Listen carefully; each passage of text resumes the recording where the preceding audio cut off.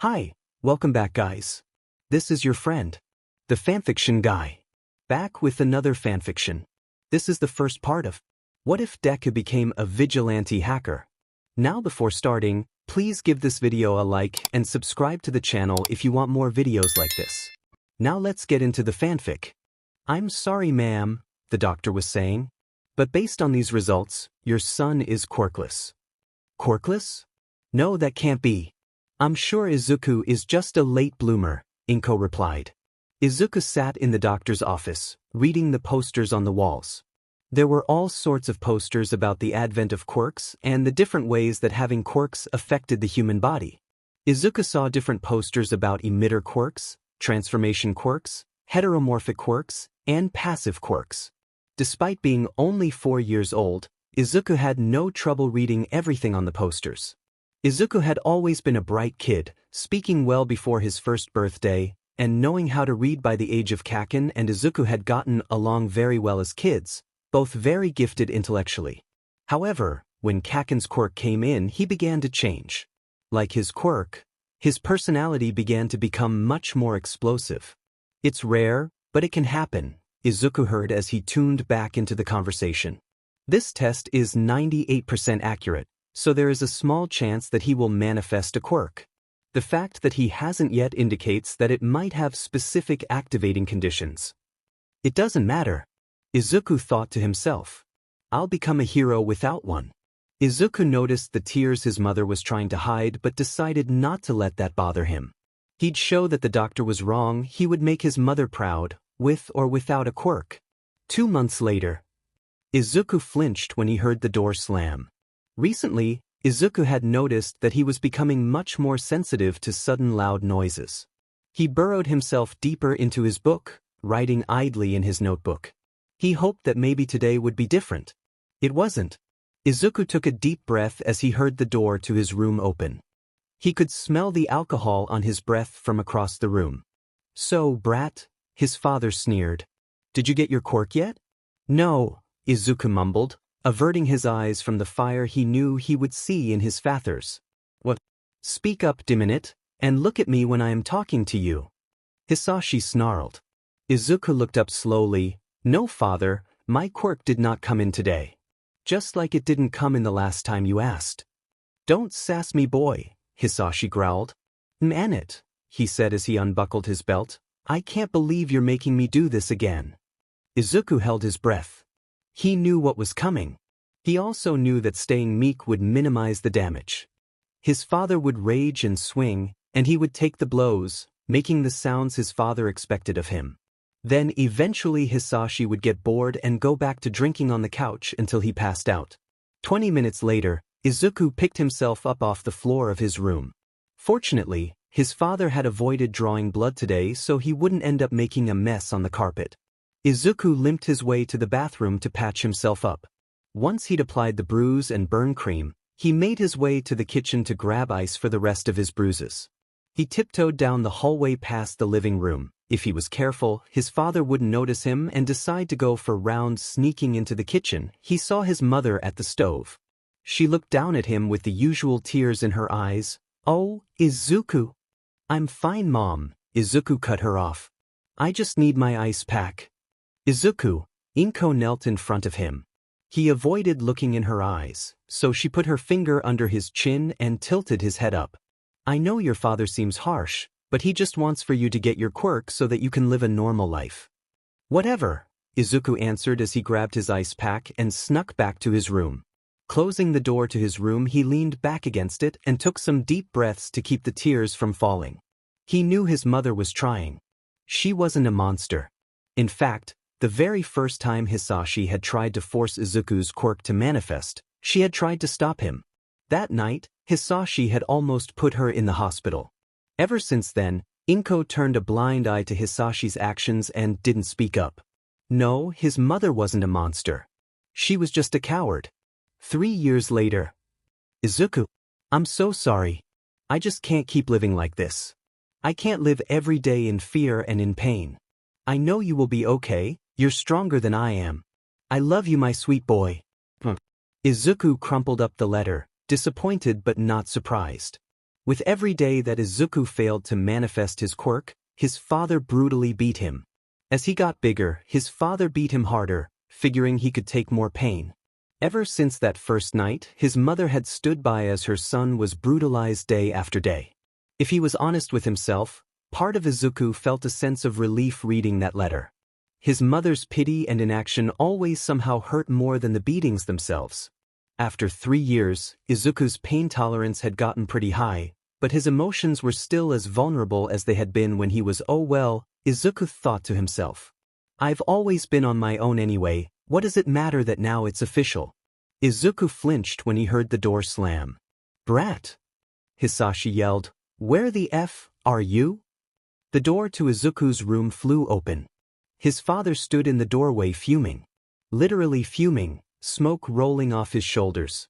He held a paper aloft. The F is this? Did you drive your mother away with your DMN quirklessness? No, father, Izuku answered clearly. He had long since learned that mumbling and sassing only made things worse. Sometimes, if he groveled enough, he would manage to escape the burns in favor of a good old-fashioned beating. Good thing too, since beatings tended to leave fewer scars. God damn it. Hizashi yelled. Well, since that useless beach is gone, you're going to have to start picking up her slack. Get started on dinner, now. Yes, father, Izuku answered as he walked out of his room. 4 years later. Izuku stared at the TV in disbelief. Izuku's eyes and ears were good, better than anyone he had ever met, but right now he was starting to doubt if they were working. Either that or he had finally lost his mind. After a 3-month investigation into the actions of the arsonist and villain Midoriya Hizashi, also known as the Dragon, the commentator was saying, we can confirm that thanks to the diligent work of the Mizudafu Police Department in concert with the underground hero Eraserhead, he has finally been apprehended. The Dragon has been active for the last 8 months, setting a grand total of... Izuku tuned out the rest of the broadcast as he walked away from the electronics store. Free. Izuku thought to himself. I'm free? No, that's not possible. Wait, what does this mean for me? After 4 years of cooking for Hizashi, Izuku was confident he'd be able to feed himself. On the money side of things, Inko still sent the occasional check from wherever she was. She'd always attached a letter to each of them, but Izuku had stopped reading them 3 years ago. If he sold Hizashi's belongings and found a smaller apartment, he was reasonably certain he'd be able to keep himself steady until he graduated high school. If all things went well, once he graduated he would be on track to be a pro hero and would be able to fend for himself. Holy shit! Izuku thought to himself. I can't believe it's over. Whoever this Eraserhead guy is, he deserves a DMN medal. Izuku walked into his apartment and looked around.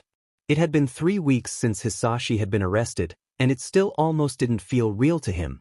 There would be a lot of things that needed to change.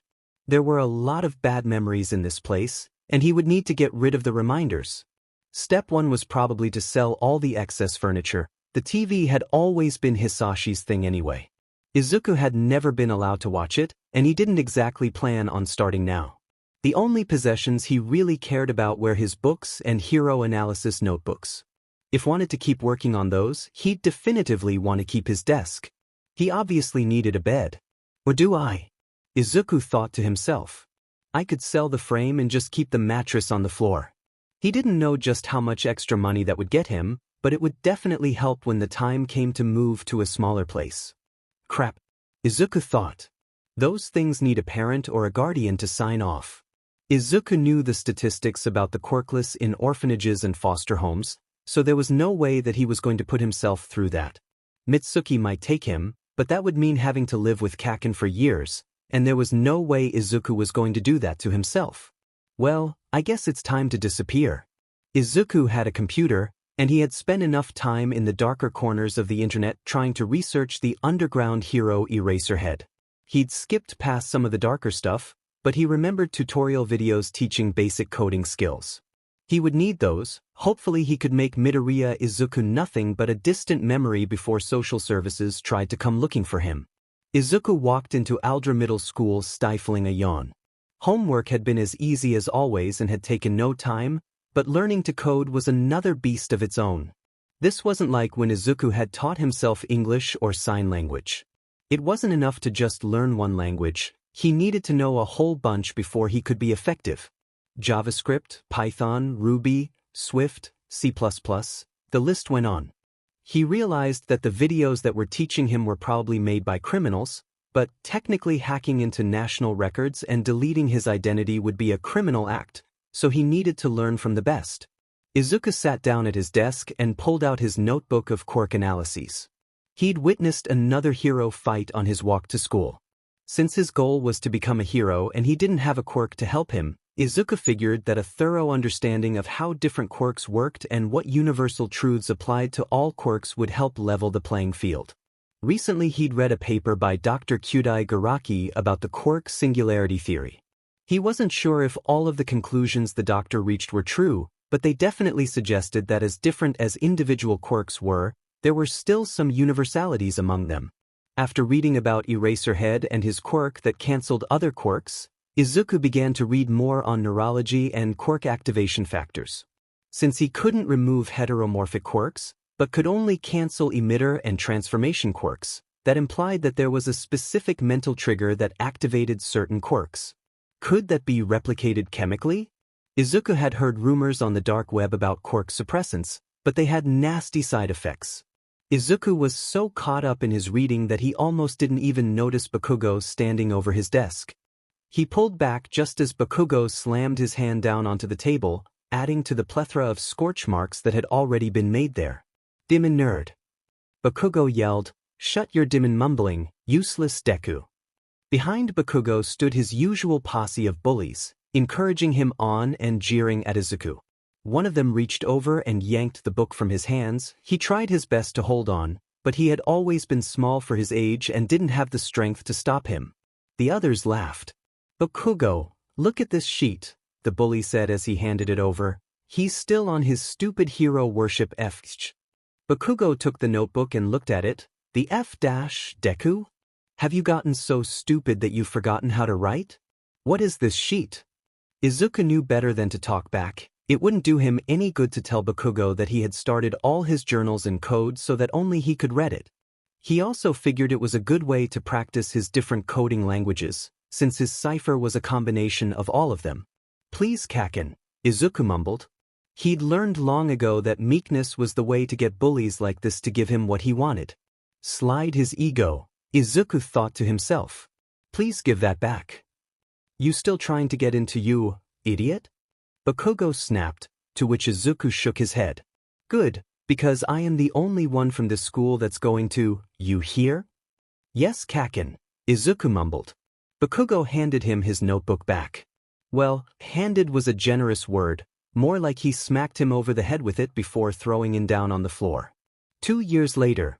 The last 2 years had been much better all things considered. His grades were doing well, he managed to avoid Kaken most days, and he was still well on his way to becoming the hero he wanted to be. Schoolwork had somehow gotten easier over the last few years, meaning he needed to spend even less time working on it. His new routine when he got home was to finish his homework, make dinner, analyze any major fights that were on the news that day, and then he would return to the dark web. For the first time in forever, Izuku had friends. Well, he thought of them as his friends. He joined an underground hacking community that saw his work with the mayor and invited him to join them. They would hack into various servers to expose corruption, whether it be government, school districts, pro-hero agencies, it didn't matter. They all respected his skills and didn't know about his quirklessness. That wasn't to say everything was perfect. There had been a major divide in the group when one of the members, Computer Prince, had wanted to do a major expose on underground heroes, including revealing their identities to the public. There had been serious debate among the group over whether they should or not, but Izuku had shut that down by hacking into Computer Prince's system and taking him offline. Izuku held a great deal of respect for underground heroes and told the group that under no circumstances were they to go after them. Despite being one of the newest members of the group, they respected his skills and decided to back off. Izuku slowly got up from his desk as the final bell rang. Groaning as he stretched. Maybe he should reevaluate his sleep schedule. Even though most of the collective were practically nocturnal, he was still a middle schooler, and he needed to go to bed earlier. Izuku made his way to the bathroom.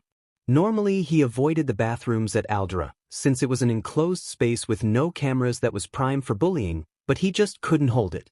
If he was quick, it shouldn't be a problem, right? Warning. Izuku shuddered as he walked back to his apartment.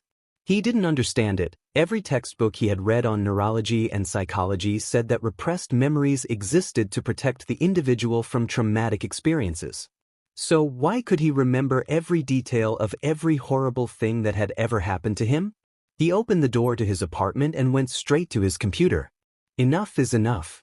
Izuku thought to himself. I haven't been taught anything I couldn't have learned by myself for years now.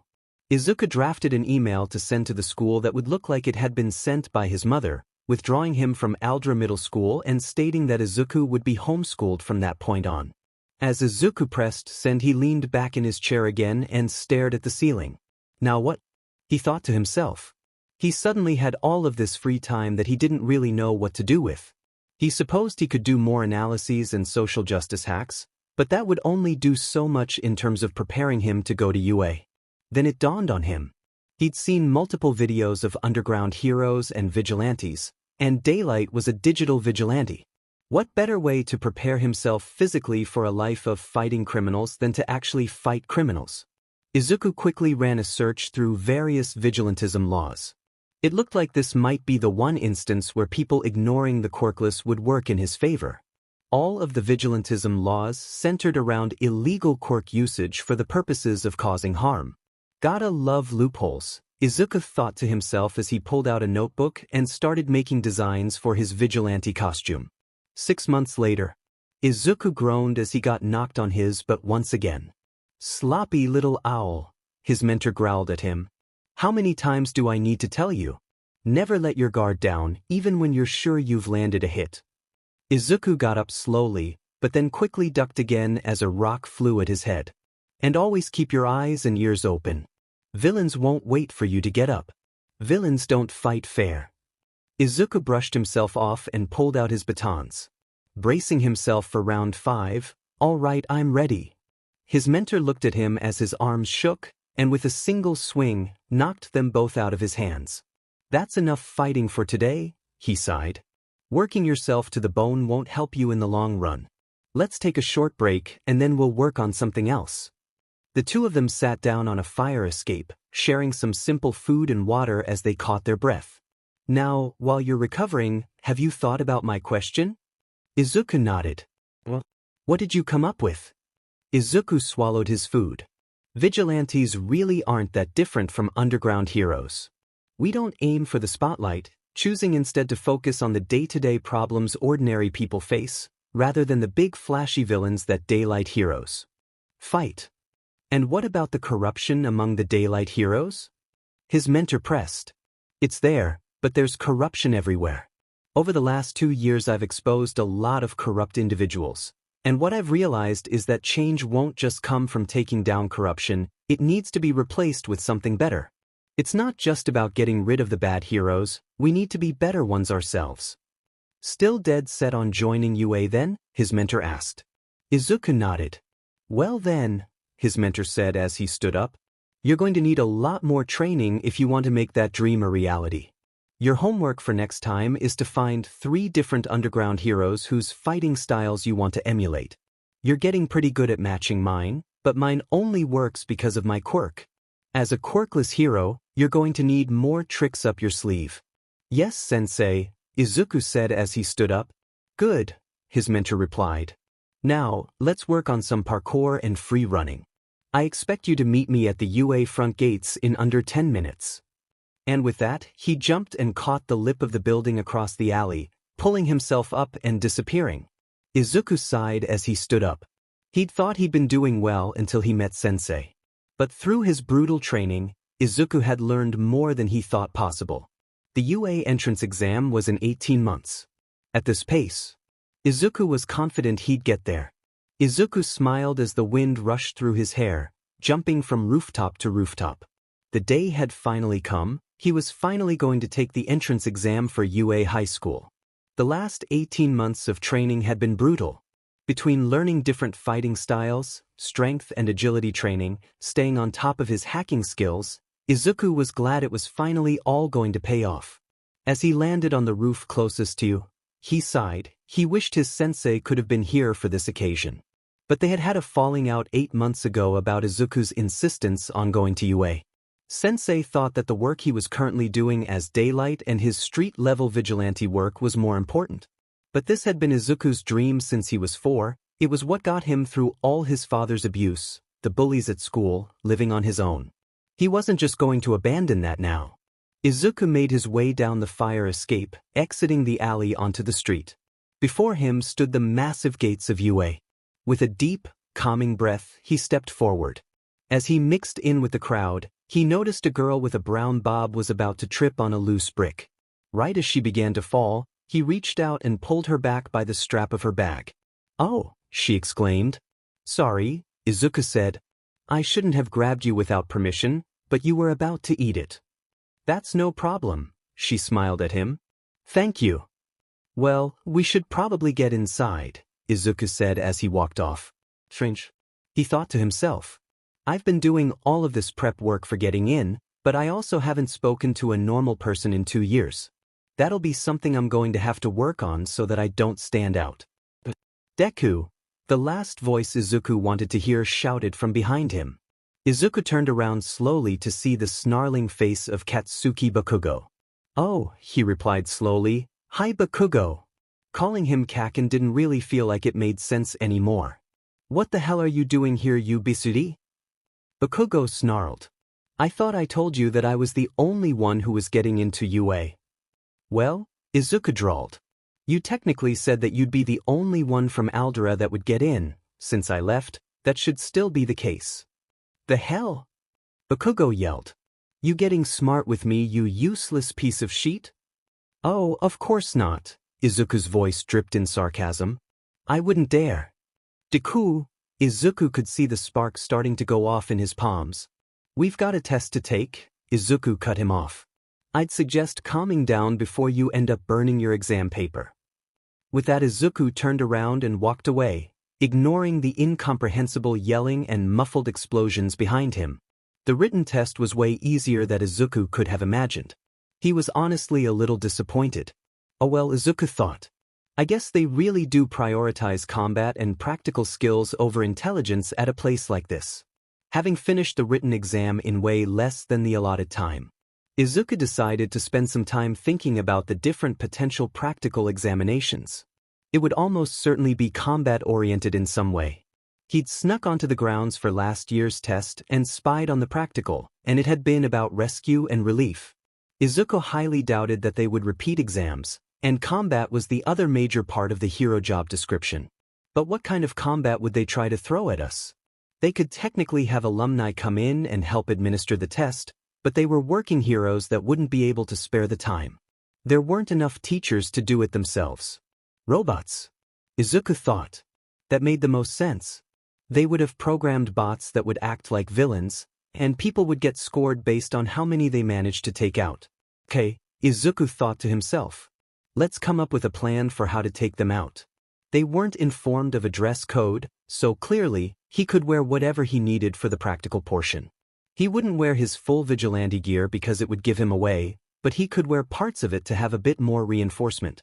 Outside weapons probably wouldn't be allowed, but it wouldn't be difficult for him to find some pieces of rebar to double as batons. But that still might not be enough, Izuku realized. I'd definitely be able to take out some bots, but it would take me a long time. Izuku started thinking about other solutions. Robots. How to overcome robots? What is a robot anyway? Just a mess of wires and metal? Wires and metal? No way. There's no way it could be that simple. If he pulled this off, he wouldn't just pass. He might very well set a record high score. Good, it's not enough to just pass. I need to prove that the quirkless can be just as great if not greater than everyone else. With that realization, Izuku spent the rest of the exam time scribbling out plans on one of the spare pieces of paper they had been provided. Izuku lined up with the others in front of the exam field. As he'd predicted, it would be a fight against robots. That meant that his plan would definitely. As soon as the buzzer sounded, Izuku raced into the field, looking for some rebar that he could work with to start taking down robots. Overview room. We've got some strong contenders this year, Namiri was saying. That explosive kid has taken out an unbelievable amount already. Definitely got some anger issues though, Shoyuta grumbled. We'll need to temper that if he wants to be truly successful. What about this one? Hizashi pulled up the footage of a green-haired kid pummeling a robot with 2 pieces of rebar. What's his quirk? Nedu pulled up the file on the kid. Nakamura Izuku, it says here that he's quirkless. Quirkless? The room erupted. Is he insane? Cementos cried. He's going to get himself killed, Hound Dog growled. Now, Nedu calmed the room. We have always accepted the quirkless to our institution. And from what I can see, he seems to be holding his own right now. Not good enough though, Shoyuta replied. He's going to run out of time before he's taken enough of them out. I wouldn't be so sure of that, Nedu smiled. Wait, what's that he's doing now? Cementos asked, looking confused at the footage. It seemed like the strange green-haired boy was pulling apart the robots he'd already destroyed. Unless I'm mistaken, which I rarely am, Nedu's grin grew. I think he is currently making an EMP out of our destroyed robots. Ingenious. And with that, all of the cameras went dark. Yup, Nedu smirked. Definitely an EMP. Oh, this child is going to be problematic, Shoyuta grumbled. Exam field.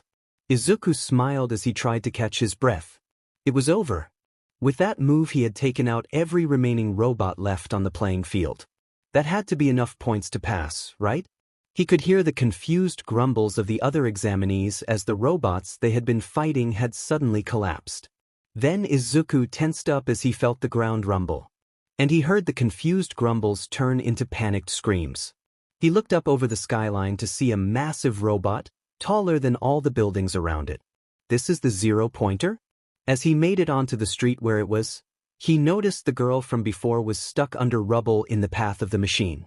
She was going to die. This is probably stupid and probably won't work. Izuku thought to himself as he picked up a rock from the ground. He threw it up and batted it with his rebar as hard as he could, aiming straight for the robot's eye. To his surprise, it hit. Great, I've got its attention. Now to find a way to take it down. He turned and ran towards the robot, passing underneath it and making it turn away from the trapped girl. Even though his back was turned, he could hear it winding up for a hit. He jumped, right as the robot's arm slammed down into the road under him. Without hesitating, he turned around and began to run up the robot's arm. Its plating was probably too thick. That had probably been the reason it hadn't gotten hit by the EMP. Either that or it had been powered off intentionally until the end, making it immune. None of that mattered now. As he reached the top of its arm, he noticed a panel on the center of its chest plate. Thanks for the parkour lessons, Sensei, he thought as he leapt off the robot's arm and found purchase just above the panel. He held on with one hand while the other jammed the rebar into the small seam, ripping the panel open. Not bothering to figure out which wire did what, Izuku simply reached in and ripped out all of them. He felt the robot shudder and begin to collapse. Please fall backwards, please fall backwards, Izuku said as a pseudo-prayer. But unfortunately, Izuku's luck had never been great, as the robot slowly began to pitch forward. Izuku's mind went on overdrive. He needed to move. Even if he would survive the fall, he would still end up crushed by the giant robot as it fell on top of him. He looked around. If he timed his jump right, he could land on the arm he'd run up and then hopefully leap off and catch the side of the closest building. Please work. Izuku leapt, twisted his ankle slightly on the arm, but managed to maintain his velocity and jumped out towards the building. He caught the side of a fire escape, but when the robot crashed into the ground, the shockwave jostled him enough that he lost his grip and began to fall. Izuku looked down as he fell. Well, this'll SCK, but at least I'll survive. Izuku braced himself to roll once he hit the ground to mitigate the damage, but before he landed, he felt a hand slap him on the shoulder, and suddenly he found himself floating 3 feet off the ground. He looked around, and next to him was the girl from the entrance. Apparently, she'd managed to get out from under the rubble while he'd been distracting the robot. And clearly she had some type of gravity alteration quirk. Next thing he knew, She touched her fingertips together and gravity reasserted its hold on him. He caught himself and stood up to look at her. "Thank you," she stuttered. "You saved me." Izuku shrugged. "No big deal, you just saved me too. So, I guess that makes us even." She held out her hand. "Uraraka Achiko." He shook her hand. "Nakamura Izuku." Overview room. Well, Nedu sighed. That was probably one of our more eventful entrance exams. Definitely some interesting candidates for this year's class. He pulled up Izuku's file on his tablet. "Just who are you, Izuku?" They had managed to get the cameras back up shortly before they had activated the zero-pointer. So they were all still digesting what they had seen just now. "Well, I'll say one thing," Namuri answered. "I've definitely been underestimating the quirkless." "Well," Vlad answered, "that one seems special. I don't necessarily know if he is representative of all of them." "Either way, he's definitely one to keep an eye on," Shoyuta replied. "Agreed," Nedu said. "If he gets in, which seems likely given his performance, I'll definitely be putting him in your class." "Damn it," Shoyuta grumbled. Izuku took a deep breath as he stared up at the door with the huge 1A written on it. This was it. He'd finally made it.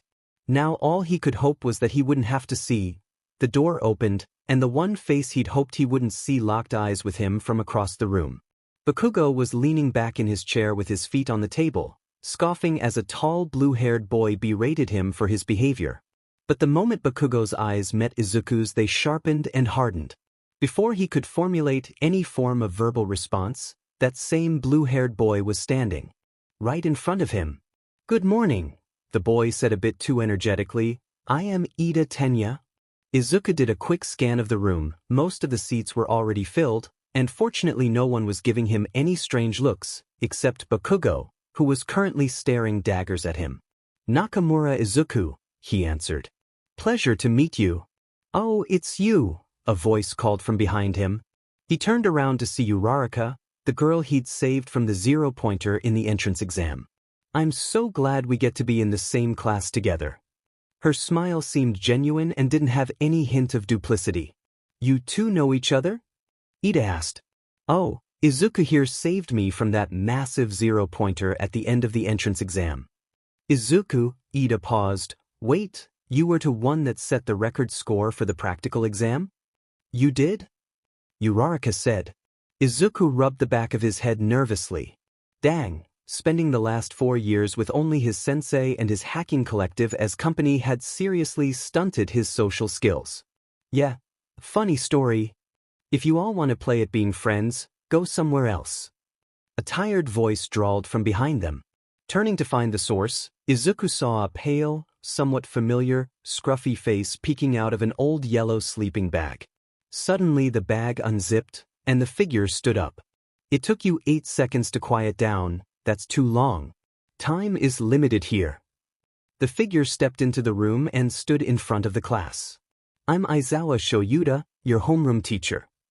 With that name the pieces finally came together. Why this man looked so familiar? Izuku thought. Eraserhead is my homeroom teacher? Eraserhead? The man who had practically single-handedly saved him from hell? The underground hero whose fighting style Izuku had spent the last year emulating? "Like I said, time is short," Aizawa continued. He pulled out what looked to be a gym uniform. "Put these on and get to the field." The class gathered on the field. "All right," Aizawa said once everyone had convened. "Today we're doing a quirk assessment test." The class was stunned. "What about the entrance ceremony? Orientation?" Uraraka asked. "Like I said at the beginning, time is limited." Aizawa answered, not even bothering to turn around. "You've all done these in middle school before. Bakugo, you scored top of your group in the practical exam, right? What was your best softball throw?" 67 meters, Bakugo answered. "All right," Aizawa said as he tossed the ball to Bakugo. "Try using your quirk this time." Bakugo stepped into the ring and prepared to throw.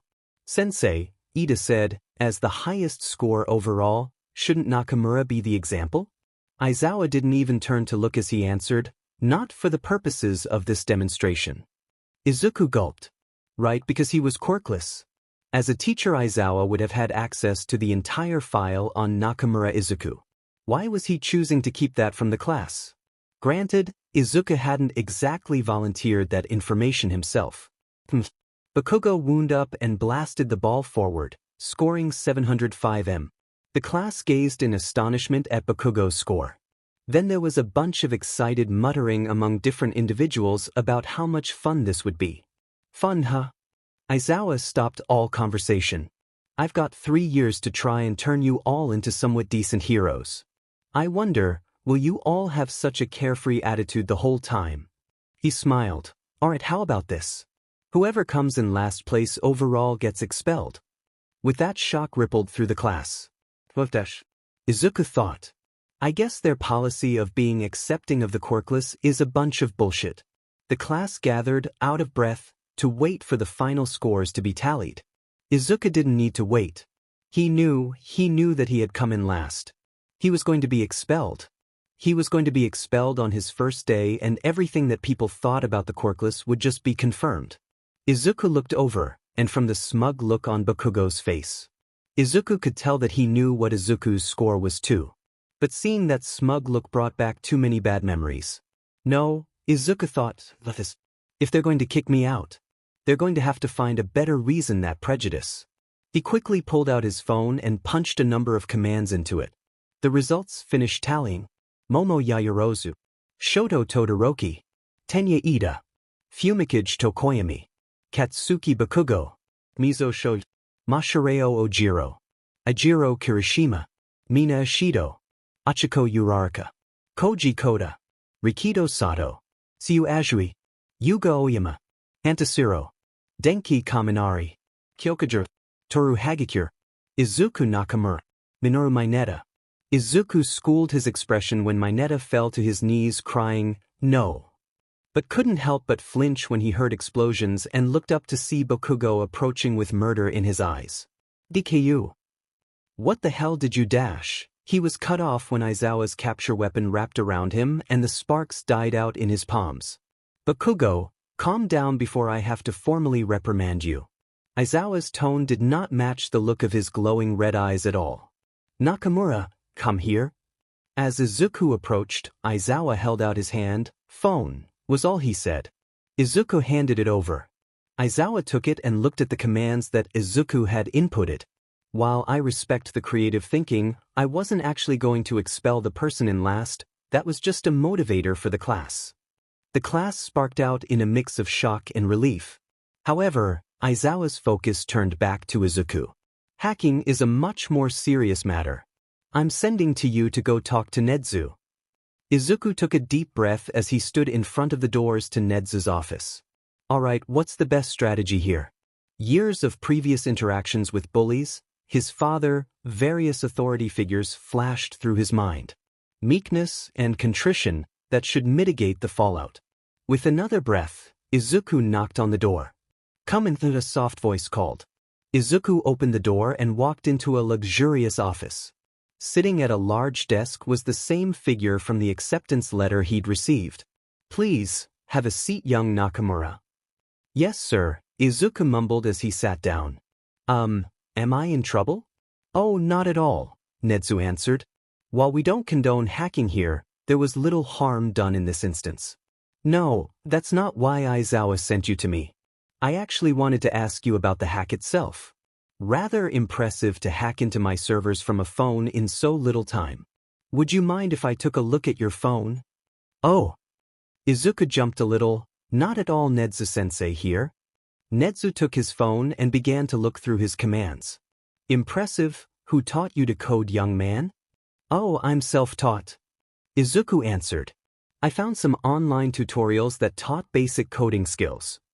Nedu hummed as he continued to go through Izuku's code. These tutorials, they wouldn't happen to have been made by the digital vigilante known as Daylight, would they?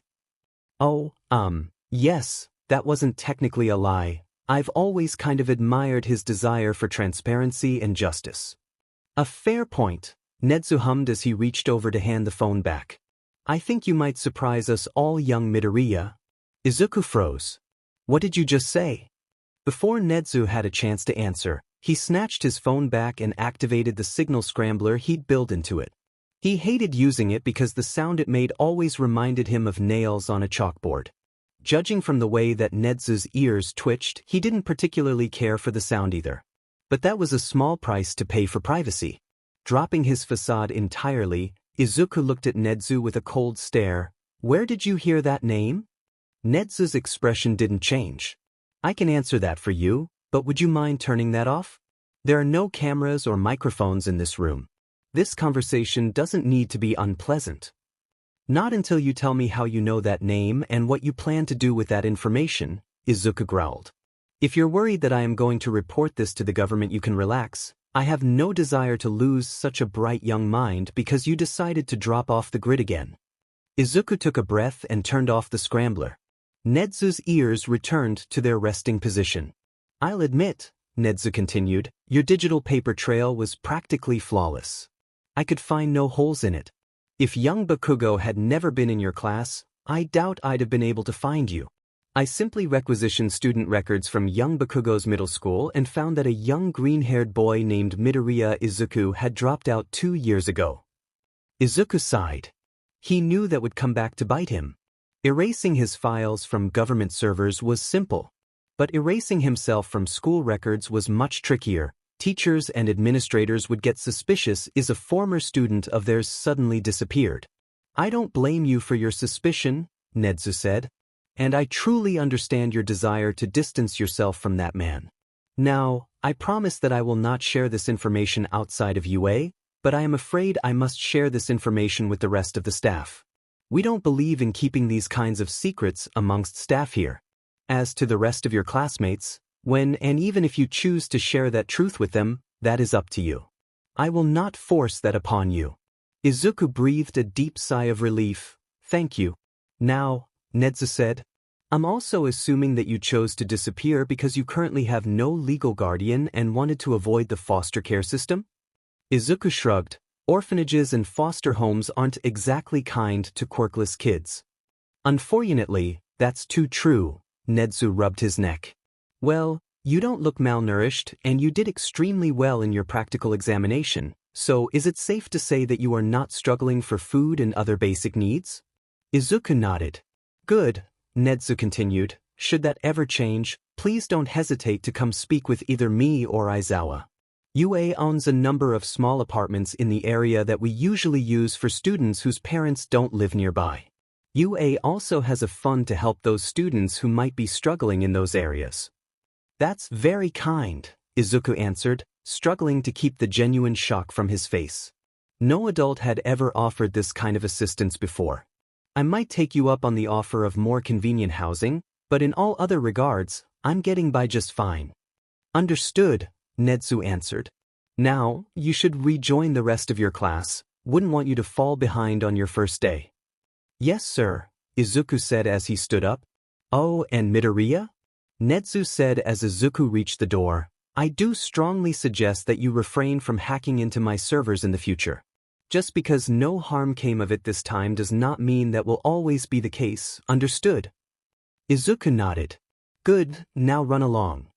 Once the office was empty, Nezu leaned back in his chair. What an interesting and impressive young man. Definitely someone to keep a closer eye on. Nezu would definitely need to meet with Aizawa after school today to discuss this fascinating puzzle of a student. "I don't understand, you're saying that Midoriya does have a quirk?" Aizawa groaned at the look of glee on Nezu's face. It was too late in the day for this. The rest of classes had been pretty straightforward, but he was going to have to re-evaluate if he wanted to have Bakugo and Midoriya sitting so close to each other. He just wanted to go home and have a drink with Hizashi. "I think I got the final piece of the puzzle during my conversation with him today." Nezu gleefully sipped his tea. "But I would like for you and Cementos to take him to Gym Gamma after school tomorrow and run him through assessment."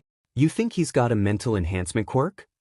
Aizawa asked, "And not just any apparently. I honestly can't believe I didn't see this sooner. He got a perfect score on the written exam. He's the first one to do that since Night Eye. And not only that, but look at this." Nezu pulled up security camera footage of Midoriya doodling on a piece of paper during the exam. He finished the written exam in half the time, and spent the rest of the time not only perfectly predicting what the practical exam would entail, but apparently drawing up plans for an EMP from memory. Well, you said you thought he was daylight, Aizawa countered. Someone like that would have to be pretty dang smart and tech-savvy. Besides, robots is not a huge leap if anyone has looked into our recent history. I thought so too, until my meeting with him. Aizawa's scowl deepened as Nezu's grin grew. He activated a digital scrambler to block all cameras and microphones, and judging by his body language, he could hear it too. A scrambler like that operates on a frequency outside the normal range of human hearing. But Aizawa tried to say. And look at this, Nezu bulldozed over him. When he took down the zero-pointer, the reaction time when its hand came down, the sense of balance. As he ran up its arm. Even if all of that is true, Aizawa finally got a word in. He could just be at peak human capacity. And if he did have a quirk, why would he have been diagnosed quirkless? Think about it, Shoyuda, Nezu answered. My high-specs quirk is obvious because I'm not human. The same type of quirk in a human child? He would just appear to be a bright kid, and if he was a quiet one, no one would know the kind of brilliance that was just churning away in his mind. Aizawa sighed. Look, I'll take him to Gym Gamma after school tomorrow, and I'll do the DMN assessment. But you have to realize just how careful we need to be about this. If he really did grow up with the dragon as his father, that kid's childhood was hell. Add on top of that the way that quirkless people are treated, that hell would not have been limited to his home. He's lived through that with a set way of seeing the world. Telling him he's had a quirk this whole time would turn his entire world on its head. And I don't know how the kid would handle that. Izuku's second day of classes hadn't been going too poorly so far. After not being in conventional school for 2 years, the classroom routine was slightly unfamiliar, but not in an uncomfortable way. Having been quirkless at other schools, it was a pleasant surprise when Izuku raised his hand in class and his teachers actually called on him and praised him for his insightful questions, rather than chastising or silencing him. Izuku was happy that the teachers were accepting of him, but he was nervous of what would happen when the rest of the class found out. Bakugo hadn't said anything yet, which was rather surprising, and Izuku had been able to expertly redirect conversations about quirks to be about his classmates. Izuku was starting to think that maybe Bakugo wasn't an anomaly but was rather an exaggeration. As far as he could tell, all of the hero candidates loved to talk about themselves and their quirks.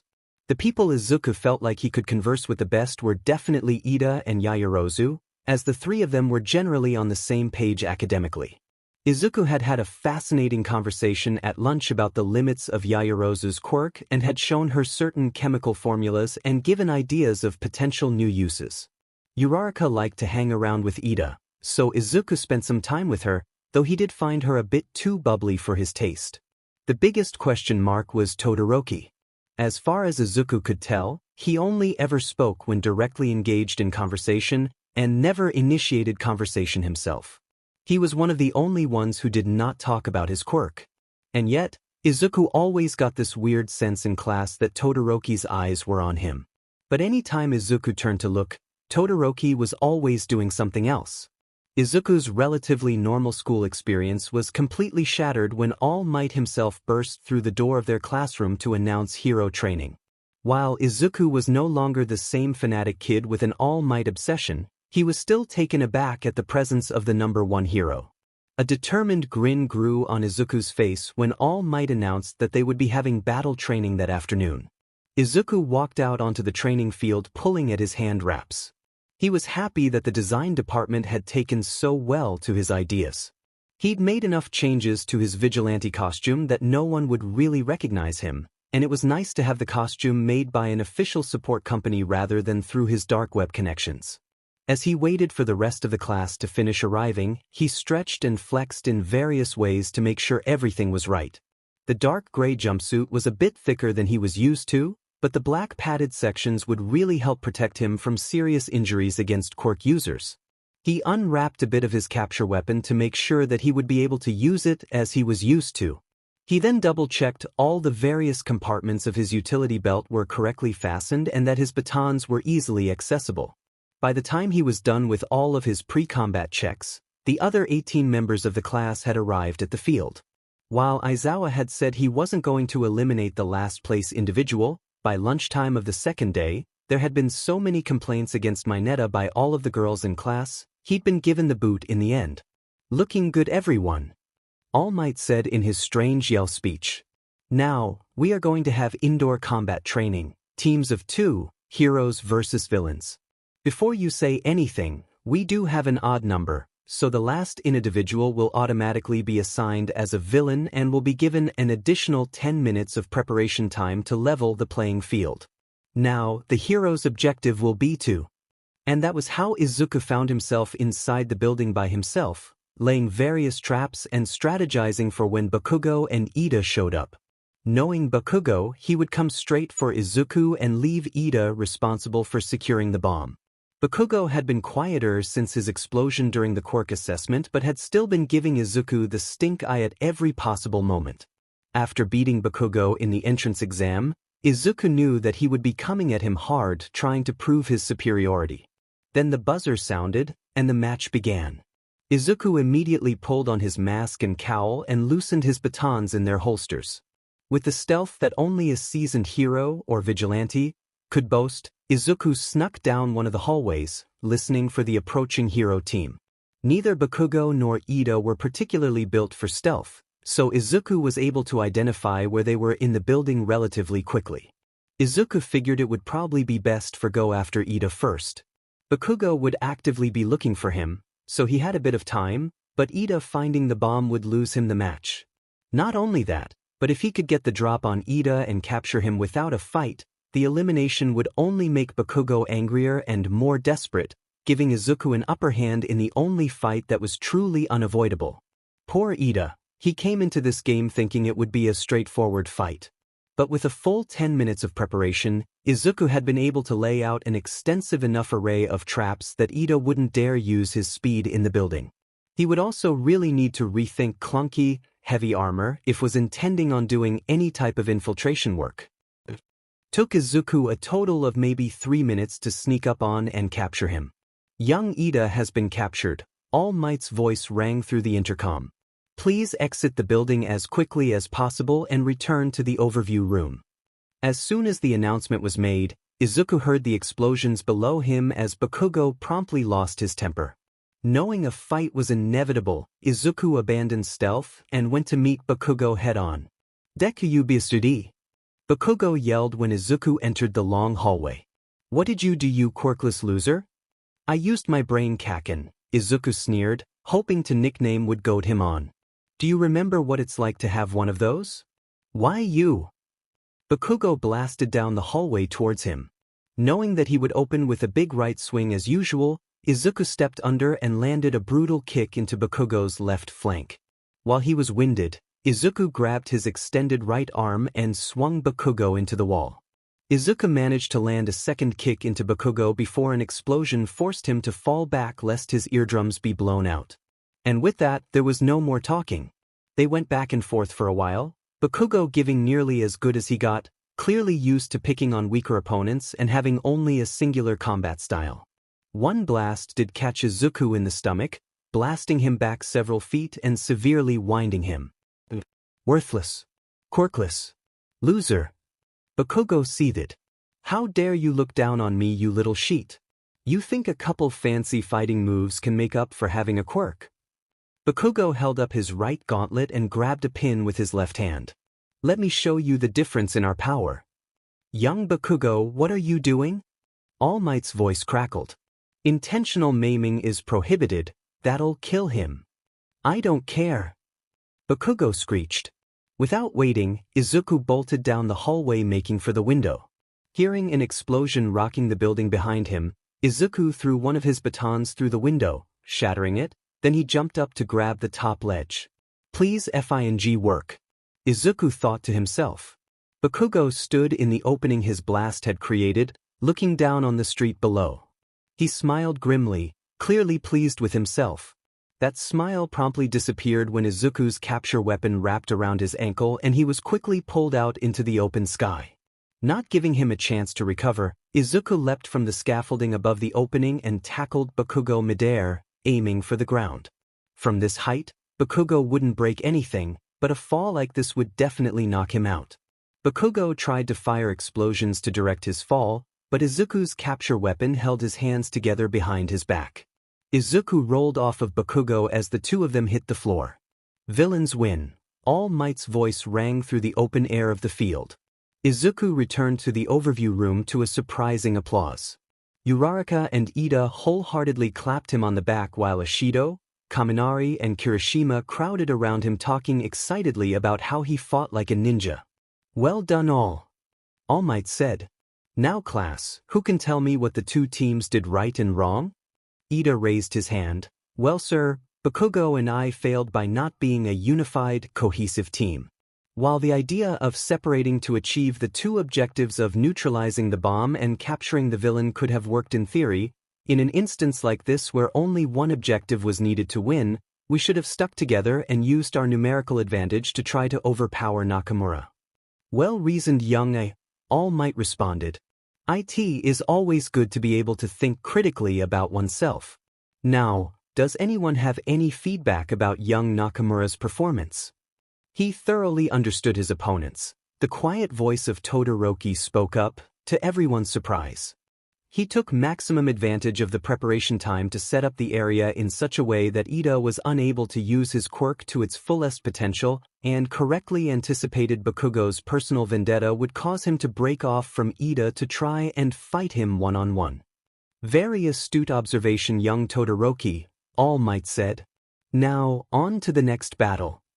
While the next two teams were getting ready to begin, All Might came up to him and handed him a piece of paper instructing him to report to Gym Gamma after class rather than returning to the locker rooms with everyone else. Shoyuta sat in the observation room of Gym Gamma with Cementos as Midoriya ran through assessment. Looking over to make sure that Cementos was watching the feed closely, Shoyuta pulled up his email to look at the report from this afternoon's hero training that All Might had sent him. He immediately pulled up the footage of Midoriya. He sat back and drank his coffee as he watched this quirkless kid make short work of two of the strongest new candidates in this school. He scowled when he saw Midoriya hook Bakugo with his arm wraps and pull him out the window. That move it wasn't. Unlike me, Aizawa thought. Midoriya had been the only one who wasn't surprised when he had restrained Bakugo yesterday. But how had Midoriya possibly seen him fight? He hadn't been there during the dragon takedown. Nezu's theory about daylight explained it in a way. One of the corners of the dark web was where underground heroes operated, so footage of him fighting would be there. But that wouldn't explain how or why Midoriya would have put in the time to learn it. It had taken 6 years for Shoyuta to figure out how to use his capture weapon, and somehow from just watching footage, Midoriya had done it in under 4? "Knock knock," Hizashi said as he walked into the room. Shoyuta sighed. "You know you don't have to say that, you can just actually knock, right?" Hizashi chuckled as he gave Shoyuta a kiss on his temple and slipped into the empty chair next to him. "You know I'm not going to change. Anyway, how's the little listener doing?" "Pretty good," Cementos rumbled. He picked the lock in the first room right off the bat. He's in the main part of the maze now, he's got 2 of the essential computer parts he needs, but I'm really curious to see what he's going to do about tools, especially for the soldering. "You think he's going to do the computer route?" Hizashi asked. "Almost no one tries that, hardly anyone even thinks to." "True, but the first thing he did when we started was go to the computer. When it didn't start, he immediately opened it up and saw the missing parts." "Supports Nezu's daylight theory, I suppose." Hizashi. "Sked. What are you working on, Sho? Didn't Nezu ask you both to observe?" "I can look back on the footage later, I need to get my reviews in for tomorrow." Shoyuta took a sip from his coffee. "Zashi, take a look at this. Dang. The kid's got moves, I mean we all saw it during the entrance exam, but that was a primo takedown on Ida there." "Right." Shoyuta took another sip of his coffee. "But that's what troubles me. These are 15-year-old kids, they shouldn't have combat awareness like this already. That's what they're here to learn. Even self-defense courses don't explain stuff like this away." "What are you thinking, Sho?" Hizashi leaned in. "I don't know, that's exactly what scares me." Izuku let out a low groan of frustration when he opened up the panel of the robot to find that it didn't have any of the parts he needed to fix the computer in the first room. This assessment had been interesting to engage in, but now that he was failing to finish his chosen solution, he was starting to lose his cool a bit. Aizawa had shown him into the gym and had told him that he needed to find a way out in the allotted time. He had heard of escape rooms before, but this was absolutely massive. He'd been told that there were multiple correct answers that would get him out, and he'd been given only one yes or no question that he could ask the proctors. They hadn't taken any of his equipment, so he was doing well on resources overall. The single question was an interesting dynamic. He'd been told that any question he asked would fall into one of three categories: accepted, denied, and new. Apparently, the proctors had lists of different questions. If he asked a question from the accepted list, they would answer. If the question was on the denied list, not only would they not answer, but he would also lose half of his remaining time. If he managed to ask a question that no one had asked before, he would get an answer and 5 additional minutes on the timer. The rules around his question created a fascinating dynamic. Asking the correct question early on would give a significant boost, but asking incorrectly would screw him overall. Waiting towards later reduced the time removed, but also did so at a time when time was more precious. So far, he had a few different questions percolating but was holding off to ask until absolutely necessary. Then there were the different possible solutions. The computer in the front room had missing parts that prevented it from starting up, but if he could get that up and running, he was confident he could hack his way out of the building. However, there were fascinating strategic consequences of locking in one possible solution right at the beginning. Yes, he knew what he needed to do, so didn't have to spend any extra time trying to find alternative solutions, but he was also closing himself off to other solutions that were potentially faster. He'd been doing his best to keep his eyes peeled for other possible solutions while navigating the mess of rooms looking for missing parts. The robot's energy and weapon system could potentially generate enough heat to work as an improvised solder iron. He'd already found soldering wire, so that part was handled. Now, how to get the robot back to the front room? He wasn't particularly anxious to drag it all the way there. Looking over its circuitry, he realized he could probably rewire the thing and command it to go to the front. The only thing he was missing was an imaging chip. He would love to be able to take apart one of the cameras for it, but he'd been instructed that the proctors needed to maintain visual sight of him at all times. Unless... "Proctor, I am ready to use my question." Izuku looked up. The speaker's system crackled to life. "Go ahead," Aizawa's voice grumbled. "Can I take apart a security camera if there is another one left intact in the room?" "That is a new question." One moment. Aizawa must have needed to reach out to Nedu for an answer. While waiting, Izuku noted that his timer had gone up by 5 minutes, rewarding him for his novel question. Izuku started to make his way back in the direction of the front room. He got there just after his reprogrammed bot. He also got back just as the speakers crackled back to life and Aizawa's voice said, "You may disassemble a camera but cannot create any blind spots. Doing so will cause a penalty in your evaluation." Ah, very clever Nedu. Very clever. Giving Izuku permission but forcing him to consider all camera angles and feeds to slow him down. Fortunately, his life as a hacker and vigilante made considering camera angles second nature. As a vigilante, Izuku had always prioritized any hate crimes against quirkless individuals that the police might not be particularly motivated to solve. So, he had often functioned as something of an investigator. There was one time when he and his sensei had investigated a series of quirkless kidnappings that had turned out to be an underground ring providing unwilling participants to a corrupt doctor trying to experiment with quirks. They hadn't managed to take down the doctor, but they had taken down the ring. Needless to say, Izuku knew full well that there was a room 3 rooms over which was mostly barren but had 2 cameras in it. Izuku remembered it because he'd found it odd that a seemingly empty room had additional cameras in it. Then he realized that the new question rule specified a question no one had asked before, not a question that Nedu hadn't anticipated. Clever mouse, Izuku thought to himself. It was short work after that. He took apart the camera, salvaged the parts, used the weapons system from the robot as an improvised heat gun so he could solder the various parts he'd scavenged onto the motherboard of the computer. He'd need to send a thank you to his collective when all this was over.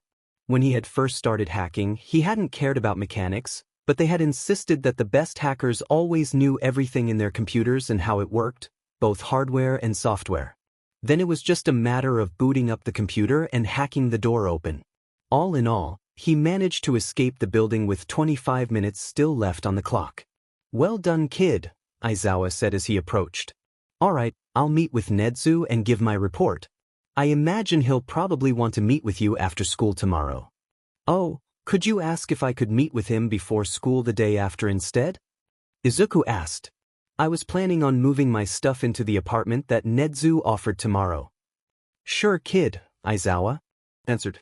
"With you taking that apartment, you'll be close enough that it should be no problem to make a morning meeting happen." "Remarkable," Nedu said as he read through Cementos and Aizawa's reports. "This kid is incredibly clever. Can you believe that of all the times we've administered this assessment, no one has ever thought to salvage a security camera to fix the computer? This kid has a knack for understanding just where the boundaries of the rules are." Aizawa sighed. "Look, Nedu, I get that you're excited, but nothing in this test proves that he has a quirk. He's just an incredibly smart kid." Nedu swiveled in his chair and looked out his window. "I know, there really is only one way we can know for sure." "Oh no," Aizawa stood up suddenly. "You are not bringing Recovery Girl into this." "And why not?" "Because the kid will know something is up. A kid like that would never just blindly let a nurse draw blood without wondering what it is going to be used for. And if he asks, Recovery Girl will be legally required to answer." "What would you have me do, Aizawa?" Nedu turned back around. "Nothing." Aizawa struggled to keep his cool. "I get that you are excited about teaching someone with an intelligence to match your own, but has your intellect eradicated your empathy? Do you not realize how much harm we could do to this kid's psyche by telling him he has a quirk? Something, again, that we do not know definitively. We would be destroying this kid's reality on a hunch." "All right, Aizawa," Nedu answered. "We'll do it your way for now." "Thank you." "What?" Nedu managed to keep his DMN mouth shut for one DMN day. Aizawa looked at the barely contained rage on Midoriya's face as he called roll for class. It didn't take a genius to realize where that came from. Nedu had obviously had his morning appointment with Midoriya and hadn't been able to resist spilling the beans. Aizawa could already feel the headache beginning. It was only Thursday of the first week of classes, and he already felt like this one class had aged him by 10 years.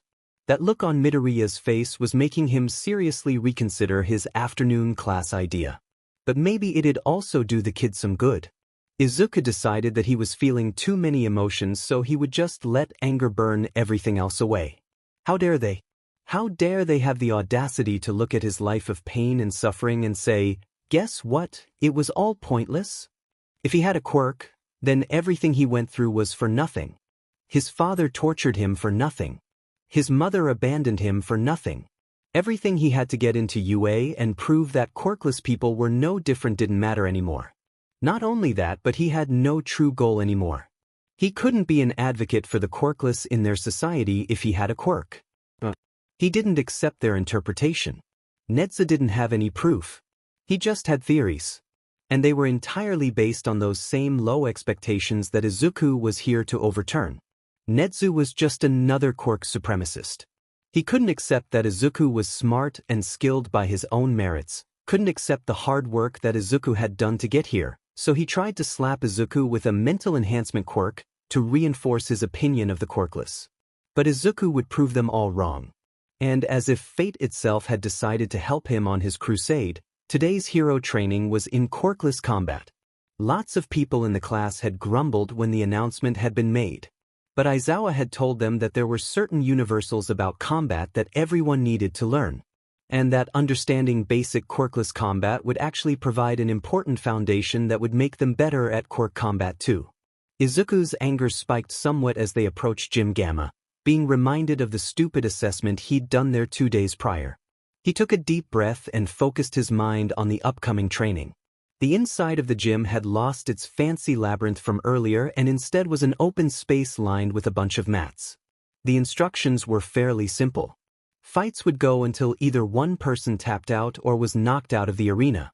Since they had an odd number, Aizawa would also be participating in the training. With a sweep of the leg and a solid over-the-shoulder throw, Izuku threw Ida out of bounds once again. Dang it! Ida exclaimed. I haven't managed to notch a single win against you. How do you keep getting me so consistently? Experience, Izuku replied, not even-winded. And battlefield awareness. I read the moves you're going to throw out and plan my moves in response. It's also very important that you are constantly be aware of everything around you and not just what you can see. Use all of your senses, especially hearing. Izuku helped Ida back onto his feet. Ida seemed nice enough, so Izuku figured it wouldn't hurt to give him a few pointers. For example, you will never see me looking around the arena, but don't think for a second that I don't know where I am in relation to the boundary. That sounds impossible, Ida said as he got back into position. It only is at first. It's just another skill to learn.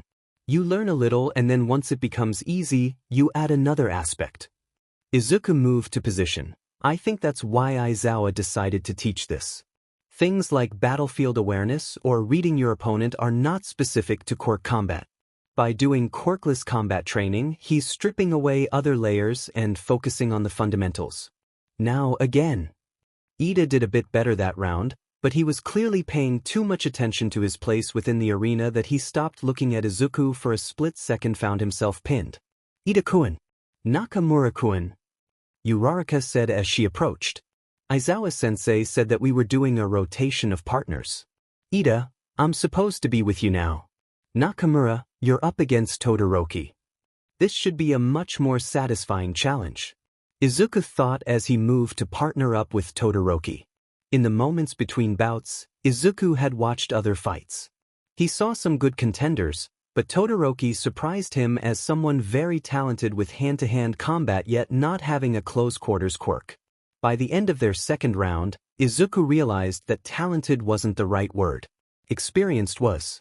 This wasn't raw skill, this was something akin to Izuku, someone who had put in the time to develop hardened battle skills. Todoroki and Izuku fought with the same awareness and patience. And Todoroki understood the truth of combat just as Izuku did. The second round had gone very long because neither Todoroki nor Izuku tapped out when pinned. There was no tapping out from a real fight. They were now on round 5, each having taken 2 rounds. After that second round, they had given up on trying to pin each other and were instead going for forcing each other out of bounds.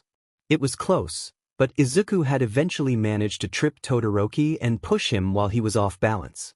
Helping Todoroki up, Izuku realized that the room was quiet. He looked around to see that most of the pairs nearby had stopped fighting to watch the two of them. The fact that Izuku hadn't noticed until now spoke to how hard Todoroki had pushed him. Well, Aizawa's voice rung out. If you're all going to stand around and watch a fight, maybe we should have an exemplar for the class so you can learn by watching. I need a volunteer. Nobody spoke up. Izuku understood why. They didn't want to bruise their precious pride by getting the floor wiped by their teacher. No one. Aizawa waited. All right, Nakamura, get up here. Well, Izuku wasn't going to say no to practicing his style against Eraserhead of all people. Videos only did so much for learning purposes, and Izuku had had to do a lot of scouring to find those limited videos he could. The two readied themselves. Aren't you going to drop the capture weapon? Hardly fair for you to have your support equipment and not us.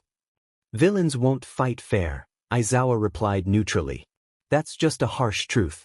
It's your job as heroes to overcome them anyway. Izuku's anger flared. Really? Life isn't fair was his big pitch? Izuku knew that better than anyone, the truth of that. Oh well, if that was how he was going to play it, Izuku would make him regret it. Maybe it was time Izuku showed Aizawa why he chose to use his capture weapon around his arms instead of his neck. Aizawa's capture weapon flew right at him, so Izuku flipped over it and caught the end of it with his left hand. As soon as his feet touched the ground, he started wrapping the weapon around his left hand and elbow. When Aizawa stepped forward to throw a punch, Izuku tugged on the bit of the capture weapon he had in his hand and forced Aizawa off balance and punched him straight in the face. After the day he'd had, getting an excuse to punch a teacher in the face was almost a dream come true for him. Aizawa had proctored the stupid assessment that got Nedu on his whole mental quirk bullshit. Maybe a beatdown would teach Aizawa to stop underestimating quirkless kids. The other end of Aizawa's capture weapon came at him, and Izuku caught it in his other hand.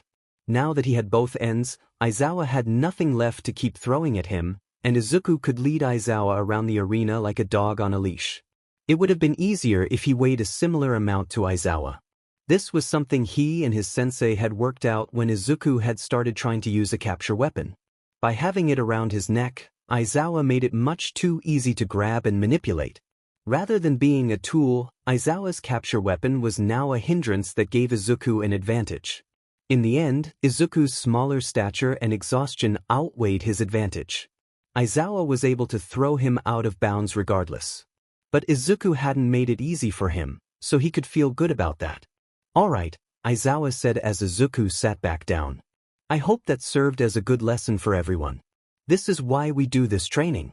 I've been watching this afternoon, and we're definitely going to be doing this more often." "But why?" Bakugo answered. "This isn't how we're going to fight as heroes. Not all of us are as useless as Deku there. Some of us have powerful quirks that we can blow people away with." "And what about people like me?" Aizawa answered. "My quirk forces me and my opponent to fight quirkless. Would you like to step into the ring so that I can show you how much you're relying on your quirk as a crutch?" "I don't need a quirk to win," Bakugo angrily stood up. "I can do anything shitty Deku can." He couldn't. Whereas Izuku lost primarily because of a power and physique issue, Bakugo got tossed out of the ring in under 30 seconds. "Alright," Nedu announced. "I know it's been a long first week and you're all ready to go home, so let's get this meeting underway." "Alright, Higuri, do you want to kick us off?" "Not much to write home about," Power Loader answered. "Just a reminder to all the hero departments that we do require paperwork to be submitted at least 1 week in advance for any specific changes. And do tell your students that they are more than welcome to come meet with me if they need to brainstorm specific changes to their costumes or support gear." "Wonderful," Nedu said. "Any students you want us to keep an eye on?" "Yes, Hatsume is my newest eccentric. Completely brilliant, but I worry about potential insomnia and obsessive tendencies." "I'll keep an eye on her," Hound Dog replied. "Good," Nedu replied. "Now moving on to the hero department, Vlad, you got any potential students you want Hound Dog to check in with?" "Yes," Vlad answered. "Monoma Nito. He's got a proud streak to him. He mocks his fellow classmates and operates under the impression that he is better than those around him. Things being calm now, it's not a big deal, but I worry about him as we are approaching the festival." "Alright," Nedu answered. "Well, Hound Dog, keep an eye on that one." Moving on to one, Aizawa, you got anyone? "Yes," Aizawa said with a bit of bite. He appreciated the fact that staff had weekly meetings to discuss potential problem students, but having Nedu ask him that after the week they'd had stung a bit. "Quite a few actually. Bakugo is very similar to Vlad's description of Monoma, except he's also got some serious anger issues. Then we've got Todoroki. Endeavor's son?" All Might asked. "That's the one," Aizawa replied.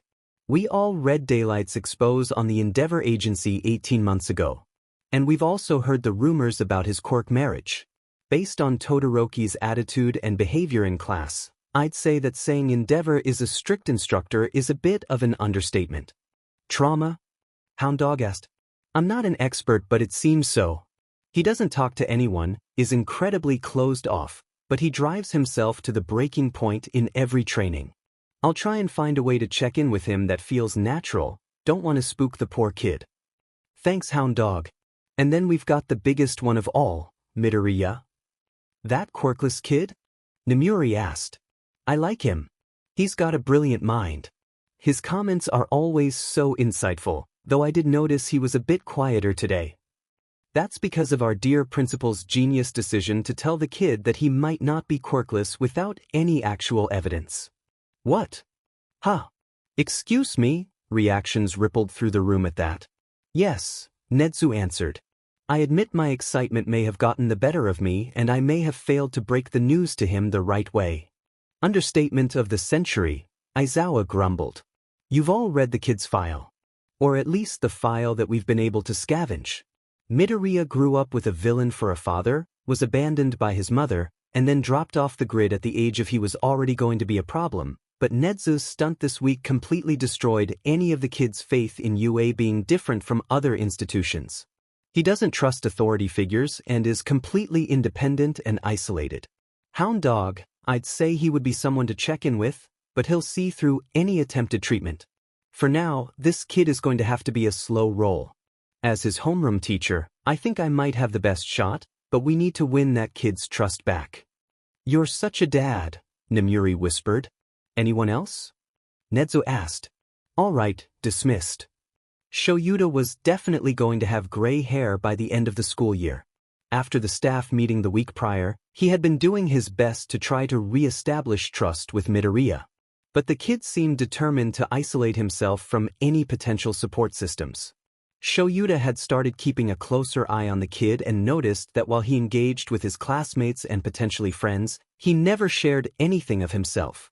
He was an expert at deflection and would easily change conversation topics to avoid having to share personal details.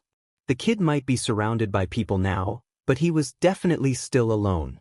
And then there was Midoriya's new attitude. His anger at Shoyuta and Nezu had definitely cooled somewhat, but the kid made it his mission to always find a way to not have to listen to instructions. He would always look for potential loopholes so that he could do what he wanted while skirting the line to avoid getting in trouble. And so it was on Friday of the second week of school that Shoyuta was taking his class to USJ to do rescue training, and he was determined to keep a close eye on his problem child. Izuku had been having a pretty normal week all things considered. Classes were going well, he was doing well in hero training, he was even getting to know his classmates. But everything changed on the bus to whatever training they were going to do. Azui definitely didn't mean any harm, she was just blunt. Nakamura-kun, Azui said. Yes. I tend to say whatever is on my mind. Yes, I've noticed. Where was she going with this? We've been classmates for 2 weeks now, we've been doing hero training together, and you've never shown your quirk. What is it? Oh shit. Yeah. Kirishima said from across the bus. I noticed that too, you're a badass in a fight without it, but it's a little weird that you haven't used it in class. Is it super deadly? Is that why you haven't used it yet? Oh, no. Nothing for it now, it was going to get out eventually anyway. I don't have one. Silence. You don't have one? Kirishima asked. Everyone else that was sitting nearby perked up and were slowly starting to join the conversation. That's correct. Izuku was waiting for the backlash. I'm quirkless. Wait, but I mean how? Kirishima was apparently so shocked that he was unable to speak in complete sentences. There was a semi-recent law passed that required all hero schools to accept quirkless students. Izuku paid a lot of attention to laws around quirkless people. Actual changes in school policies weren't widely publicized, but UA was actually one of the first schools to change their admittance policy. Now, I think most people were assuming it would just apply to support and general education, but nothing prohibits students from applying to the hero program under the new guidelines. So, wait, you got the top score in the entrance exam without using a quirk? Kirishima's brain was apparently still struggling to catch up. I mean the robots how? By using my brain, Izuku's patience was starting to wear a little thin the longer this conversation went on. I used scrap metal as weapons to take some of them down, and then I opened up the broken robots and used their parts to build an EMP. What's an EMP? Kaminari pitched into the conversation. Electromagnetic pulse. Izuku was really hoping this conversation would end soon. It's a piece of technology that sends out a wave of electromagnetic energy that shuts down all electronics within its radius. Most EMPs are pretty localized, but fortunately the parts one salvaged from the robots let me build an EMP strong enough to disable all the robots in my arena. Oh, so that's why the robots I was fighting suddenly shut down. Ida chimed in. That's ingenious, Nakamura-kun. But wait, Uraraka said. How come it didn't take out the zero-pointer? And how did you take down the zero-pointer? It didn't look like you used a device. Simple, Izuku answered. EMPs only take down electronics that are active. If something is shut down, an EMP can't shut it down. The teachers only activated the zero-pointer at the end. As to how I took it down, I climbed up it, pulled open the panel and ripped out all the wires. I knew you only got in by cheating. Bakugo had apparently been listening in this whole time. Bakugo-kun, Ida admonished. Do not accuse one of our classmates of cheating. Nakamura just used a different means to achieve the same goals. The teachers would not have admitted him if they considered it to be cheating. Shut it glasses, Bakugo sneered. The point of the entrance exam is to assess our quirks and our combat ability. In real combat, Deku doesn't stand a chance. Izuku sighed.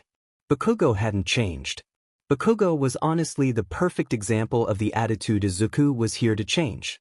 The conversation kept going around him, but he just tuned it out. And then eventually they arrived at their destination, a massive building called the Unforeseen Simulation Joint.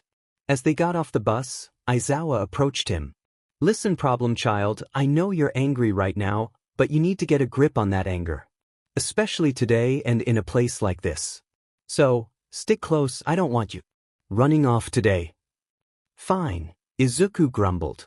At least by being near Aizawa, it would forestall any more conversations about his quirklessness. His classmates had continued having a debate about what it meant for a quirkless person to become a pro-hero for the rest of the bus ride, but he'd mostly tuned them out. As they entered the USJ, they were greeted by a teacher he hadn't met but easily recognized. This was the Pro-Hero 13. That could only mean that today's lesson was going to be focused on rescue training. Izuku was both excited and nervous at the prospect. Nervous because this was one area where he was just as much of an amateur as the rest of the class, but also excited because he enjoyed learning new things and pushing himself. 13 was in the middle of explaining how the USJ worked and what the lesson would entail when the power in the building flickered and a wormhole opened up below. Through the massive wormhole, a group of people began to emerge, led by a creepy-looking guy covered in hands. Some of his classmates were still looking around in confusion and hadn't caught up yet. But Izuku saw Aizawa put on his goggles and prepare for a fight. Izuku was only partially listening to the guy with the hands start talking about his disappointment that All Might wasn't there.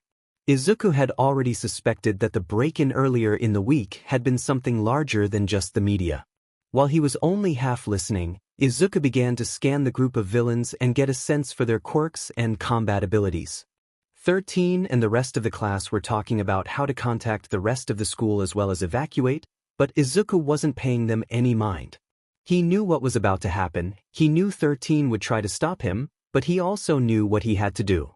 As Eraserhead rushed down the stairs to meet the villains, Izuku followed immediately behind. Shoyuta managed to take out a lot of the long-ranged fighters when suddenly one of the villains with a heteromorphic quirk rushed at him. As he was preparing to strike, the villain was suddenly wrapped up in a capture weapon and slammed into the ground. But it wasn't his capture weapon. Shoyuta turned around immediately to see his problem child watching his back and fighting villains. Kid, what the hell are you doing here? Shoyuta ducked under a swing and knocked the offender out. I told everyone to stay put. And in a shocking turn of events, I ignored you. Izuku took down another villain. Look, you can yell at me later. I know your fighting style, and I know combat. You can't take on a group this size without backup. Shoyuta dodged another attack and kicked the guy back. You're going to have detention for a month if we get out of this. Whatever, Izuku grunted as one of the villains managed to get a hit in. And so, they fought, back to back, covering each other's blind spots. As angry as Shoyuta was at his problem child disobeying his orders, and as worried as he was for his safety, another part of him was grateful that he had someone watching his back. And then shit hit the fan when the leader rushed at him. Prolonged fighting was doing a number on his eyes, and this guy was clearly dangerous. He was forced to blink right as the leader put his hands on him. Or would have, rather, if one reckless, impulsive little problem child hadn't decided that he needed to get involved. Midoriya tripped Shoyuta so that he fell out of the guy's reach, and then pulled out one of his batons and batted him across the face, knocking the hand sticking to his face away. Needing a kid to save your but eraser? The hand guy chuckled. You've really lost your touch, haven't you? Kid, why'd you do that? Shoyuta didn't understand. That's Shigaraki Tamura. Izuku was a bit out of breath from that stunt. Leader of the League of Villains. He's got a decay quirk that starts to destroy anything he gets his entire hand around. How? Ah, I see my reputation precedes me, Shigaraki bowed condescendingly. But I have to wonder just how you've heard of it. The League has been popping up here and there on the dark web over the last year, Izuku replied. This is a bit bigger than your usual MO though. Killing All Might? Just how do you plan to do that? We leveled up, little man. Why was this dude using gamer lingo? As to how we're gonna kill All Might, it's probably worth mentioning that I'm not the final boss. Shigaraki pointed behind them. That is. And suddenly a massive hand grabbed Izuku around his torso and slammed him bodily into the ground, knocking the wind out of him. Then the hand started to squeeze and Izuku realized he wasn't getting his breath back. Kid! Aizawa shouted. He tried to rush at the monster, but a wormhole opened up and he popped up in the middle of the remaining grunts. Now Eraser, Shigaraki said. I think this is more of a private conversation, I'll deal with you later. Aizawa tried to get back to Izuku, but he was surrounded by the remaining villains, who now seemed more intent on stalling him than beating him. Shigaraki knelt down in front of Izuku. So, what makes you so special, I wonder? Shigaraki tilted his head to the side like a confused puppy. You don't fight like a student. You fight like someone who has seen the truth of this world. But you clearly have an unhealthy belief in hero society, otherwise you wouldn't be here. Izuku tried to retort, but he just gasped out. Nomu let up. I need the kid to talk. The hand that was crushing him loosened. Not enough for him to be able to slip out, but enough that he could breathe. His left arm was still pinned to his side. But now that he had a bit of wiggle room, he might be able to reach his belt. This was a stupid plan, would definitely severely injure him, and almost certainly wouldn't work, but any other alternative he saw was just going to get him killed. Needed to buy a bit of time. So, little troublemaker. Shigaraki continued. What's your story then? Why are you here? To change things, Izuku grunted through clenched teeth. Violence won't solve anything. The only way to create lasting change is from within. Not by killing the symbol of peace. Ah, but that's where you are wrong, Shigaraki chuckled. As long as the symbol of peace persists, nothing will change. He is the pillar of our broken system. But you, with your conviction, you might just be the perfect bait. We hoped All Might would be here, but I think if we keep you, we might be able to drag him out from wherever he's hiding. Good luck. With that, Izuku breathed out. He squeezed his eyes shut and braced himself for what came next. And with that he pulled the pin. Normally one would throw a flashbang, but Izuku was pinned down. So instead the grenade exploded from his belt, blinding and stunning Shigaraki and the Nomu, but also severely burning his arm and thigh. But the hand loosened, and Izuku was able to tuck and roll out from under the Nomu. He stood up slowly, shaky on his feet, but not going to go down without a fight. Izuku's brain was going a mile a minute. He looked at the Nomu and saw that clearly it was an experiment of some kind. He'd taken down a doctor that was experimenting with quirks, so he knew it was something that happened. Based on the newly grown skin on its left side, it had gotten burned by the flashbang too but had some kind of regeneration quirk. It had also only reacted to the light and sound of the flashbang, so it clearly had a shock absorption quirk too. As to its strength, looking at it, Izuku didn't think it was quirk enhanced. That strength looked to just be raw power. Long story short, Izuku was fed. He only had one good leg and arm, he had no quirk, and he was hopelessly outmatched. Even if Aizawa managed to take down the remaining grunts and get to him, he couldn't erase the creature's brute strength. Before he could fall into a panic, the door to the USJ was suddenly blown open. Standing in the dust left behind was a scowling All Might. The angry expression on the usually smiling hero was a striking look. If Izuku had been a villain, he would be running right now. But Shigaraki had planned on All Might being here. He was the target. Izuku looked at the Nomu again. This thing was their weapon. It wasn't just engineered to be strong, it was designed to kill All Might specifically. Izuku was almost blown off his feet when All Might and the Nomu started fighting. All the critics who called All Might a muscly idiot were clearly wrong. He very obviously figured out that the Nomu was absorbing the force, not nullifying it. He pushed himself and was able to overpower it in the end. It wouldn't be until after the fighting was over and reinforcements arrived that Izuku would actually be blown away. All Might started letting off steam, and all of a sudden he shrunk into a scarily thin, gaunt man. This was what Shigaraki had somehow figured out. They knew that All Might wasn't at his peak strength. But how? This was clearly a well-kept secret judging by the massive wall Cementos threw up to cover All Might's transformation.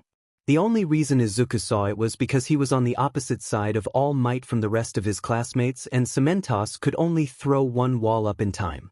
Before he could process the ramifications of what he had just witnessed, the pain in his leg flared and he promptly passed out. Izuku woke up to the sounds of Recovery Girl and All Might speaking in hushed tones. Izuku feigned sleep a bit longer to listen in and get his bearings. Apparently by pushing himself, All Might had shortened his time, or whatever that meant. Making some noise to let them know that he was awake, Izuku slowly opened his eyes and sat up. All Might was in his gaunt form, not bothering to maintain appearances. "Young Midoriya, how are you doing?" Izuku groaned as he propped himself up. "A bit tired, but it's nothing I haven't dealt with before." "That's right," Recovery Girl said. "You've never needed to be healed by me before. I should explain, I can STMLT a person's natural healing capabilities, but it comes at the cost of their stamina. That's why your leg is still tender. I prioritized healing your bruised ribs and your arm. You'll feel tired for a few days, but I should be able to heal you the rest of the way once your energy gets back up." Izuku looked out the window. The sun was starting to set. "How long was I out?" "A couple of hours." Izuku turned towards the voice and Aizawa standing in the doorway. He had his arm in a sling but otherwise seemed fine. "Glad to see you up, kid. Now, we need to talk about the stunt you pulled." "Before you start yelling," Izuku quickly said, "you should keep in mind that my stunt, as you call it, probably saved your life." Which is appreciated, however. Aizawa sat down in the chair by his bed and looked him in the eye. "You are a student. As a teacher it is my responsibility to keep you all safe, not the other way around. What you did was impulsive and reckless and went directly against my orders." "Well, you did say that you wanted me to stay close, so which orders was I supposed to follow?" Aizawa sighed. "You knew exactly what you were doing. Don't make this conversation harder than it needs to be." "And what exactly was I supposed to do?" Izuku's temper began to flare. "Think about this logically here. At the time there was no hope for reinforcements, and you were not going to be able to beat all of those villains on your own. And if you had died or been incapacitated, they would have moved on to the rest of the class. By jumping into the fray, not only did I save your butt, but I also protected the other students who were not ready for that level of combat." "You're not ready for that level of combat either, kid," Aizawa snapped. "I get that you're skilled at fighting, but taking on villains is something you are here to learn. You're not there yet. Not to mention that what you did was illegal. Students need permission from staff or other pro heroes to engage in combat." "No, we don't," Izuku shot back. "We need permission from a pro hero to use quirks offensively. There are no laws against quirkless combat." "That's a technicality," Aizawa answered. "You're playing with fire and you know it. Whatever, punish me for saving your life. Wouldn't be the first time I got screwed over by a teacher." Aizawa let out a long sigh. "Midoriya, I don't want to punish you. I just need you to understand where the line is. You can't keep toying with technicalities like this.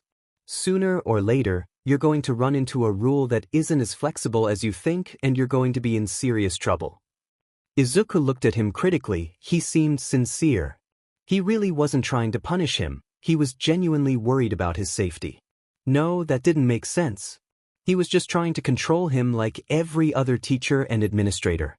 Aizawa took a long breath. He winced a little bit as his arm twinged. "Now, there's more we need to talk about. All Might, you want to take it from here?" All Might stood up and walked closer to the... As he stood in front of Izuku, he lifted up his shirt to reveal a nasty scar. 6 years ago, I was seriously injured in a fight against a villain. Ever since then, I have been limited in what I can do. I can only operate at my usual power for about 3 hours per day.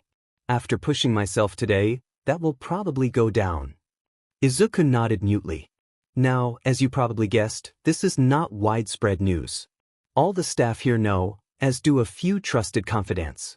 However, you are the only student to know this secret. I hope you understand the importance of keeping the secret, and I hope I can trust you to do so. I understand. Izuku's voice was small. This was the #1 hero showing real vulnerability and honesty. Especially after a day like today, people need to have faith in their symbol of peace. Knowing that you are limited and injured would destroy that faith. However, I feel the need to mention that the information has already left your circle of trust. Shigaraki knew you were limited. He knew you weren't at full strength. And whoever he is working with bioengineered a weapon specifically to kill you. That's the last part we need to talk about, Aizawa spoke up. You knew that villain. We need to know what you know and how you know it. Izuku clamped his mouth shut and looked away. This was dangerous territory. Nedu had forgiven his hack on the first day of classes, but divulging his information would probably reveal his identity as Daylight. Nedu had promised not to reveal his real identity as Midoriya Izuku, but somehow Izuku doubted he would keep Izuku's hacktivism to himself. A voice interrupted his musings. Kid, we know you're Daylight. Impossible. He was just guessing, there's no way he had proof of that. Kid, look at me. He met Aizawa's eyes, whose expression softened slightly. We're not going to get you arrested. We're not going to report your actions prior to coming here. And since you've been here, you have broken no laws. You and I are going to need to have a conversation with Nedu if Daylight starts acting up again, but for now you're safe. Izuku let out a breath he didn't even realize he had been holding. However, Izuku tensed up again. We need to know what you know about this so-called League of Villains. That part is non-negotiable. Is it? Izuku tried to claw back some semblance of control over this crazy situation. What exactly are you going to do to me if I don't tell you? Kid, do not make this worse. You are already in a lot of trouble for your stunt today, don't dig yourself in deeper. Counteroffer, Izuku shot back. Punishing me more won't make me reveal what I know. If this is a battle of wills, rest assured that I will win. However, strike whatever detention you were going to throw at me, and I'll tell you what you want to know. The grin that grew on Aizawa's face told Izuku that he had been anticipating Izuku to counter with that.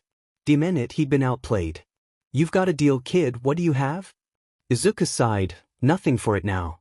Okay, so about a year ago, there was some coordination between the hacking collective that Daylight was a part of, which I am not confirming to be me or not.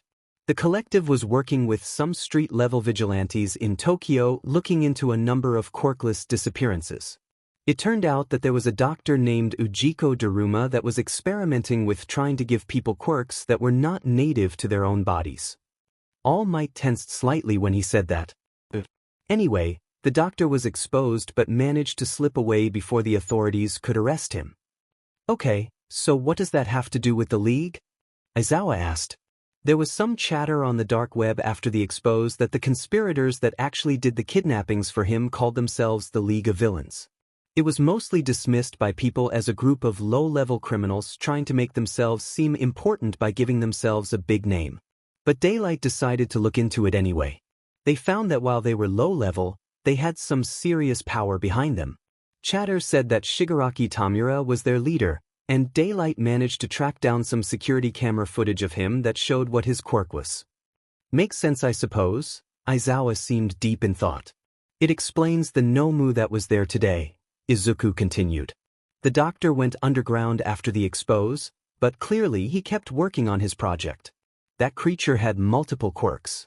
It seemed pretty brain dead though, not sure if that was an intentional part of the bioengineering to create a living weapon or if it was a side effect of cramming multiple quirks into a body that wasn't equipped to handle them.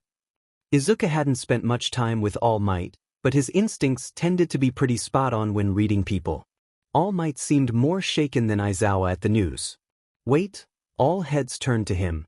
6 years ago was when you were injured, in a fight that wasn't made known to the public. Holy shit, you fought against All for One, didn't you? All Might's facade crumbled. The mask dropped and his shock was evident. How? I always suspected he was real, Izuku continued rambling.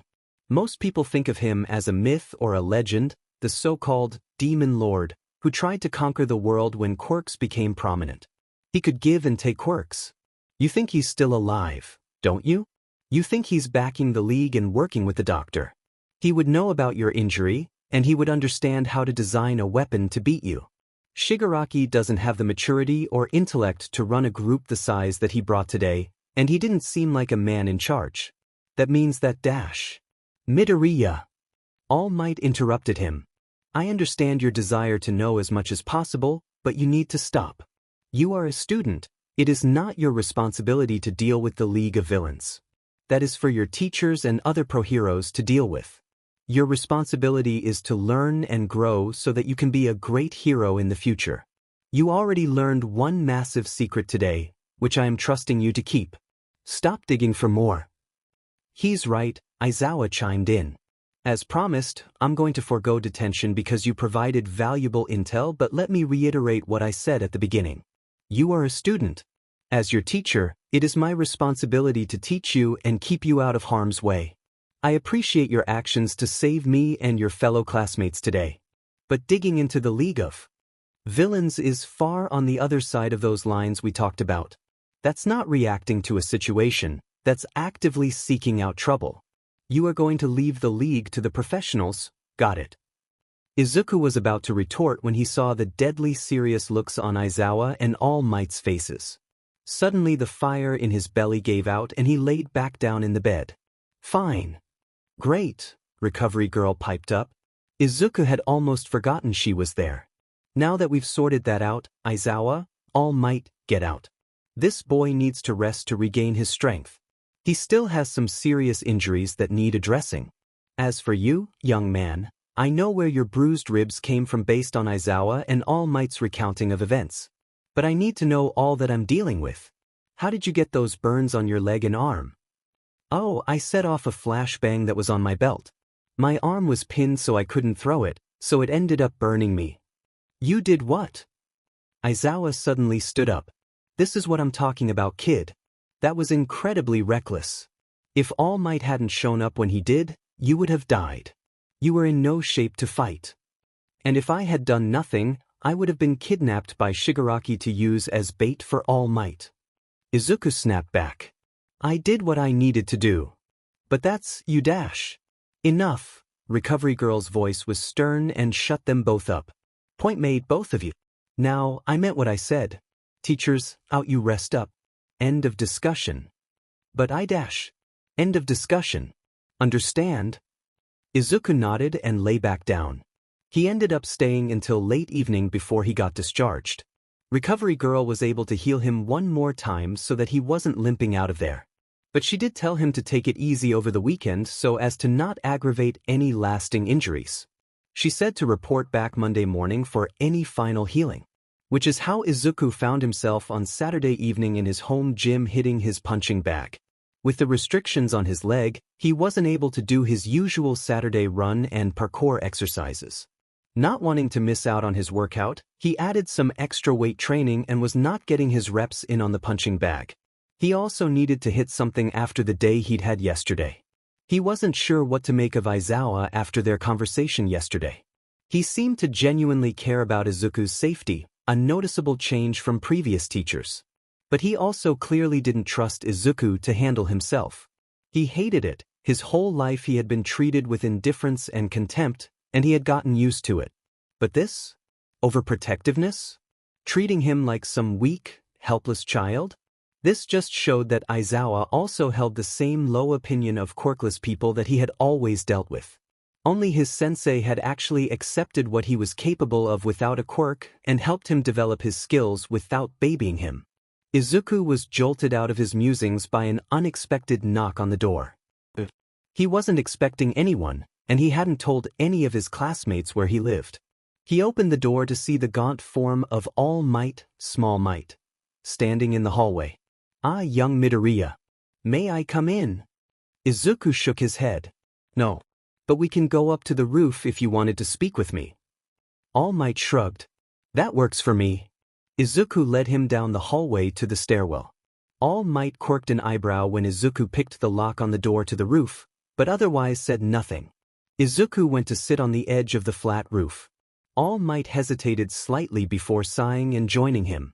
They sat there in silence for a bit, Izuku not knowing the purpose of this conversation, so he was content to sit in silence. Eventually All Might broke the silence. I wanted to apologize for my harsh words yesterday. I've had some time to think about what was said during our conversation, and I realized that it wasn't fair of me to ask you to keep my secret and then not trust you enough to answer your questions. Izuku held back his excitement at the prospect of finally getting the answers he desperately wanted. He had been tempted to hack into Nezu's computer to access the reports All Might and Aizawa had definitely filed after the incident. You were spot on in your estimation, All Might continued. My injury was a result of my fight with All for One. He is real, not a myth. And yes, he does have the ability to give and take quirks at will. I thought I had managed to kill him in that fight, but evidently I failed. This brings me to the other reason why I chose to come here today. I have something I want to entrust to you. What's that? Izuku said. My quirk. I'm sorry, what? Izuku was stunned. My quirk. Like you, I was born quirkless. Quirkless people were more common when I was your age, so I didn't have to deal with the same prejudice and mistreatment that I'm sure you've dealt with, but I understand the struggle you have gone through. All Might sighed. But on to the subject of my quirk. It is called One for All. As you can tell by the name, it is the opposite of All for One's power. Long ago, when All for One began his reign of terror, his younger brother rose up to stand against him. He developed a quirk that allowed him to consolidate power and pass it on. This power has been passed on and cultivated for generations, until my master passed it on to me. Izuku took all of this in. The implications of a quirk like that were massive.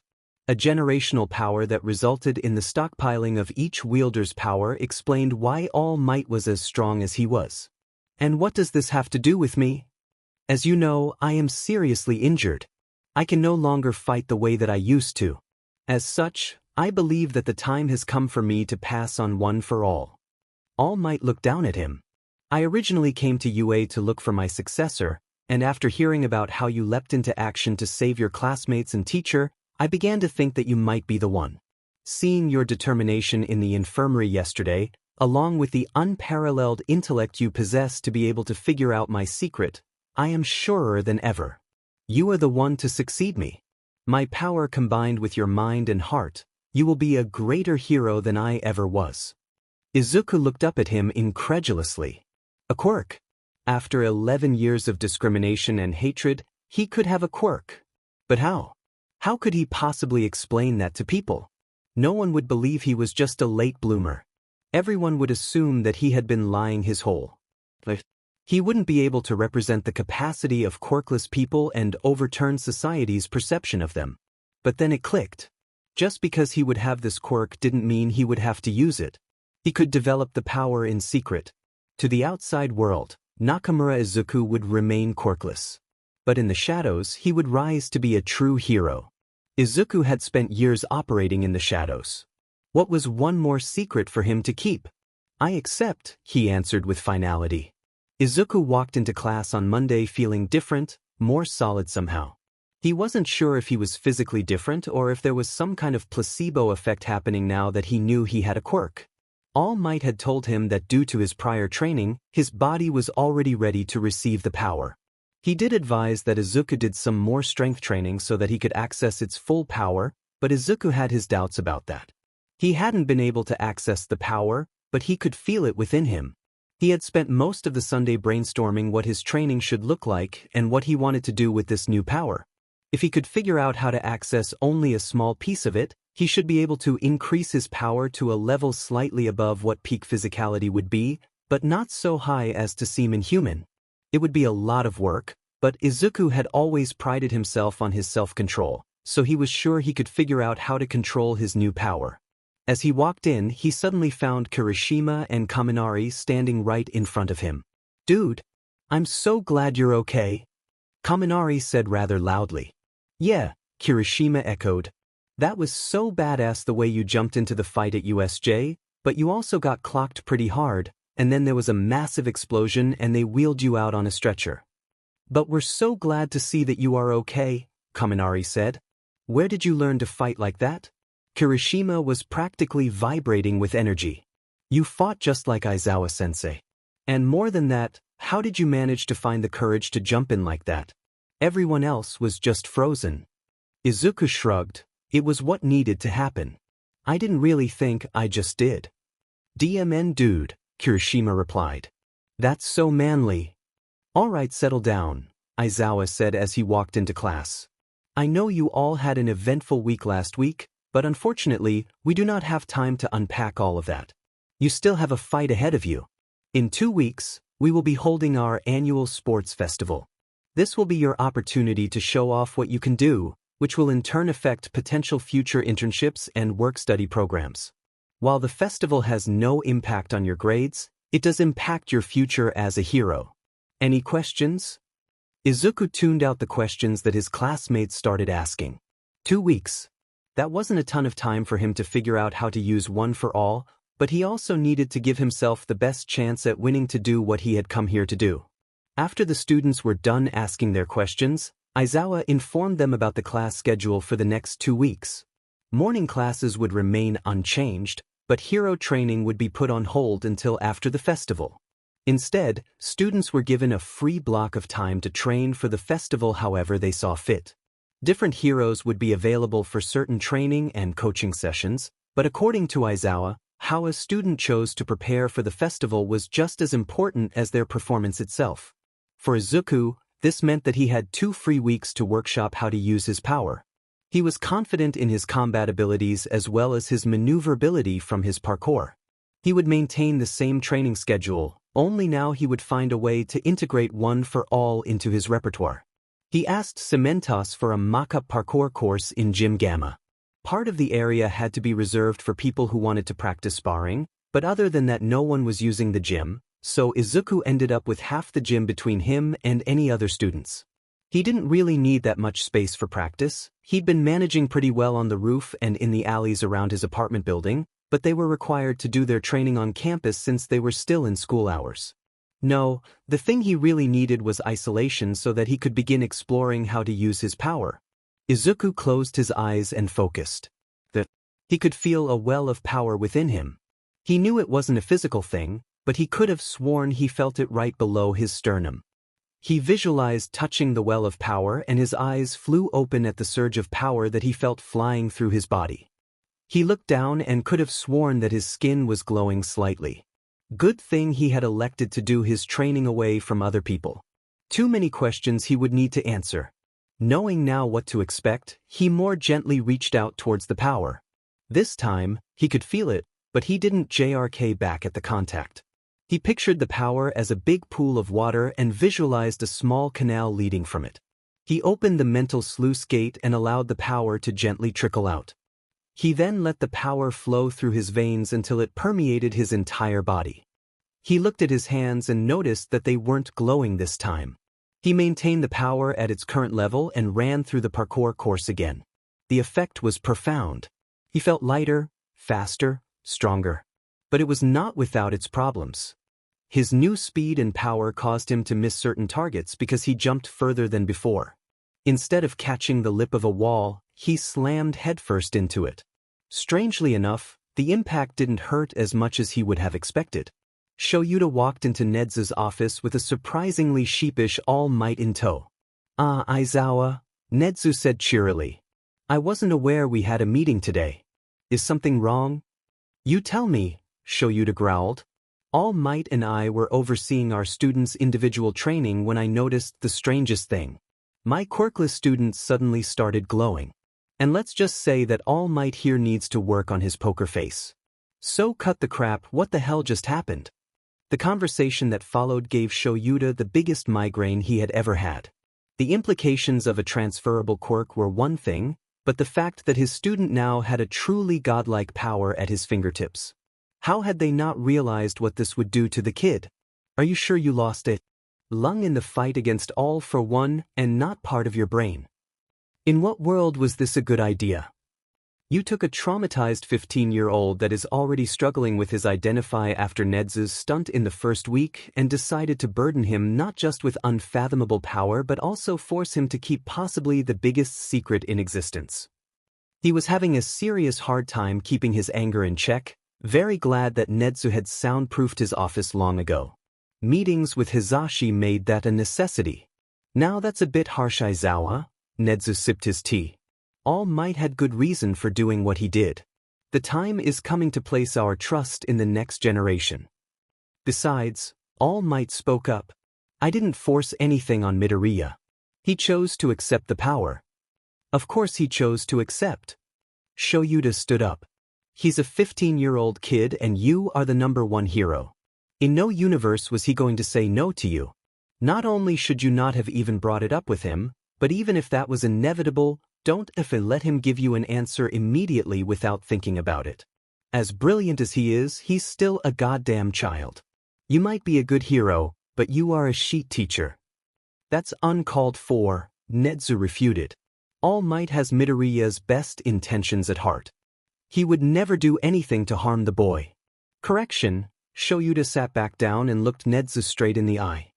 He would never do anything he thought would harm the boy.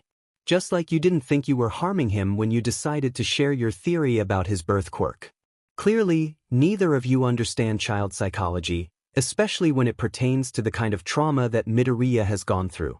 So here is what's going to happen. I am now responsible for that kid. Any of these types of decisions that you or any other staff want to make regarding his future need to run through me. Not negotiable. Someone has to protect him from your good intentions. With that, he stood up and walked out of the room, not giving either a chance to respond. He knew that Nezu would capitulate in the end. No matter how harsh Shoyuta might seem, the staff knew that he cared deeply about his students and did not compromise when it came to their safety and well-being. 1 week later, Izuku walked to the development studio to try and make some changes to his costume to accommodate his new abilities. As he approached the door, he suddenly ducked to the side as a large explosion rocked the hallway and the door flew off of its hinges and a frazzled-looking girl with pink hair flew out into the hallway. He managed to catch her before she slammed into the wall opposite the door. Power Loader stood in the doorway, coughing from the smoke. You know, you don't have to try and make everything that your mind thinks up. At least draw up proper plans before you start a project. But that's so much innovation time lost doing meaningless paperwork, the girl replied. Besides, we learn the best through failure. Trial and error, remember? And that's fine as long as your errors don't blow up the stinking lab. Excuse me, Izuku said. Can I speak to someone about design changes? The two of them paused their conversation and looked at him, almost as if seeing him for the first time. Power Loader said. A hero student. It's surprisingly early in the year for one of you to stop by. What's your name, boy? Nakamura Izuku, sir. Oh, you're the quirkless kid that everyone's talking about. The pink-haired girl perked up. I'm the one that worked on your suit. You know, you gave the most amount of instruction and feedback of all the hero students. Most people just have general design drawings and leave the rest to us, but you had detailed drawings and specifications. You ever thought about transferring to the design department? Hatsum, slow down. Power Loader answered. Why don't the two of you go inside and sit and talk about what Nakamura came here for? Maybe one of the stations that hasn't blown up recently. He gave the girl a look and walked away. The two of them went into the studio and sat at a semi-messy table with some draft paper in front of them. So, Hatsum said, what are you thinking about changing? Yes. I had this thought recently after seeing one of my classmates' powers. Izuku lied with a straight face. I would like to implement some kind of insulation to dampen electrical attacks. Maybe include some rubberized polymer as a part of the Kevlar underweave? Clever. Hatsum started making some notes. The tricky thing will be needing to balance how effective it will be as an insulator versus how much it restricts your movement. She jotted down a few more notes. What if instead of just insulating you, we actually provided you with a means of grounding yourself to instead divert the energy? That might be much better. What are you thinking? She pulled out the schematics for his costume. Well, right now you have a Kevlar under armor that is acting as a last line of defense. How often has that been necessary? Izuku thought about it. He had initially gotten it when his sensei warned him about guns and knives, but in the last year he had run into relatively few people that actually used them. Not very, I suppose. I thought so, she continued. What I am proposing is that we replace the under armor with a rubberized polymer that has a copper mesh woven into it. It'll reduce any electricity that you get hit with, and then the remaining electricity would be diverted into the ground. You have steel-toed boots, right? Yes. He really enjoyed talking to this woman. But that gives me a different idea. What if we had the wire mesh direct the excess not into the ground but into a battery on my person? That way we could dash. The conversation went back and forth like that for quite some time, each of them finding comfort in sharing ideas with an intellectual equal. Izuku found himself back in Gym Gamma the next day.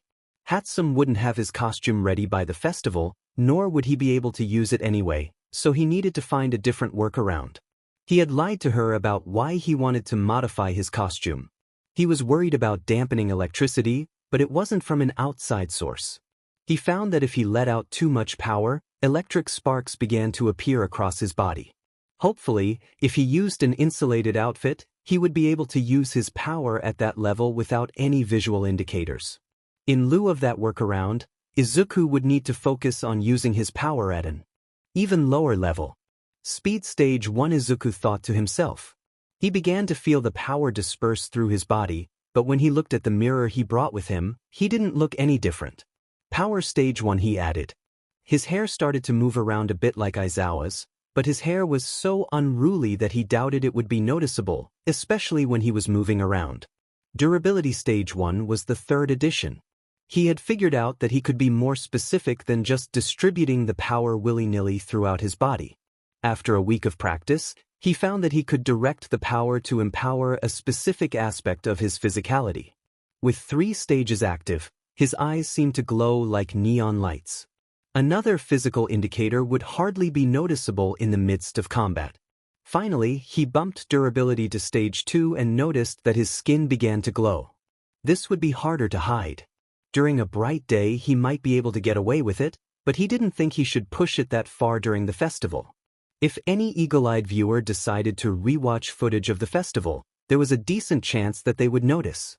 And now the one that he had struggled with controlling, Power Stage, once he had a cumulative 5 stages of 1 for all active, sparks began to appear all over his body. Without his costume, he would never be able to get away with hiding his abilities at this level. He let the power go, and felt a fatigue come over him as it suddenly vanished. All Might had been wrong. He didn't need to do strength training, he needed to improve his endurance.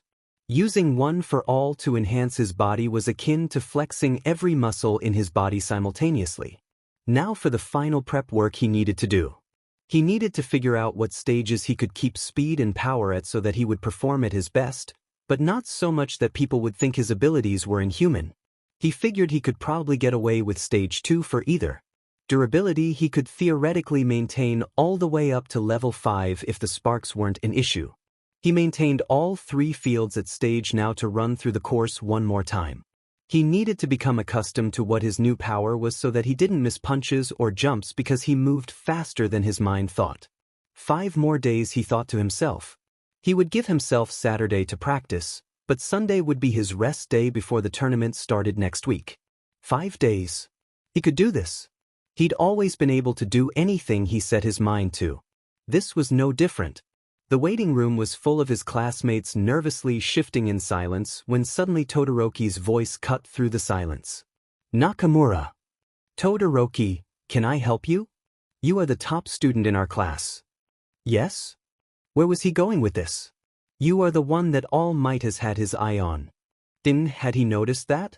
Izuku had noticed All Might keeping an eye on his training sessions, but Izuku had been careful to avoid too many interactions.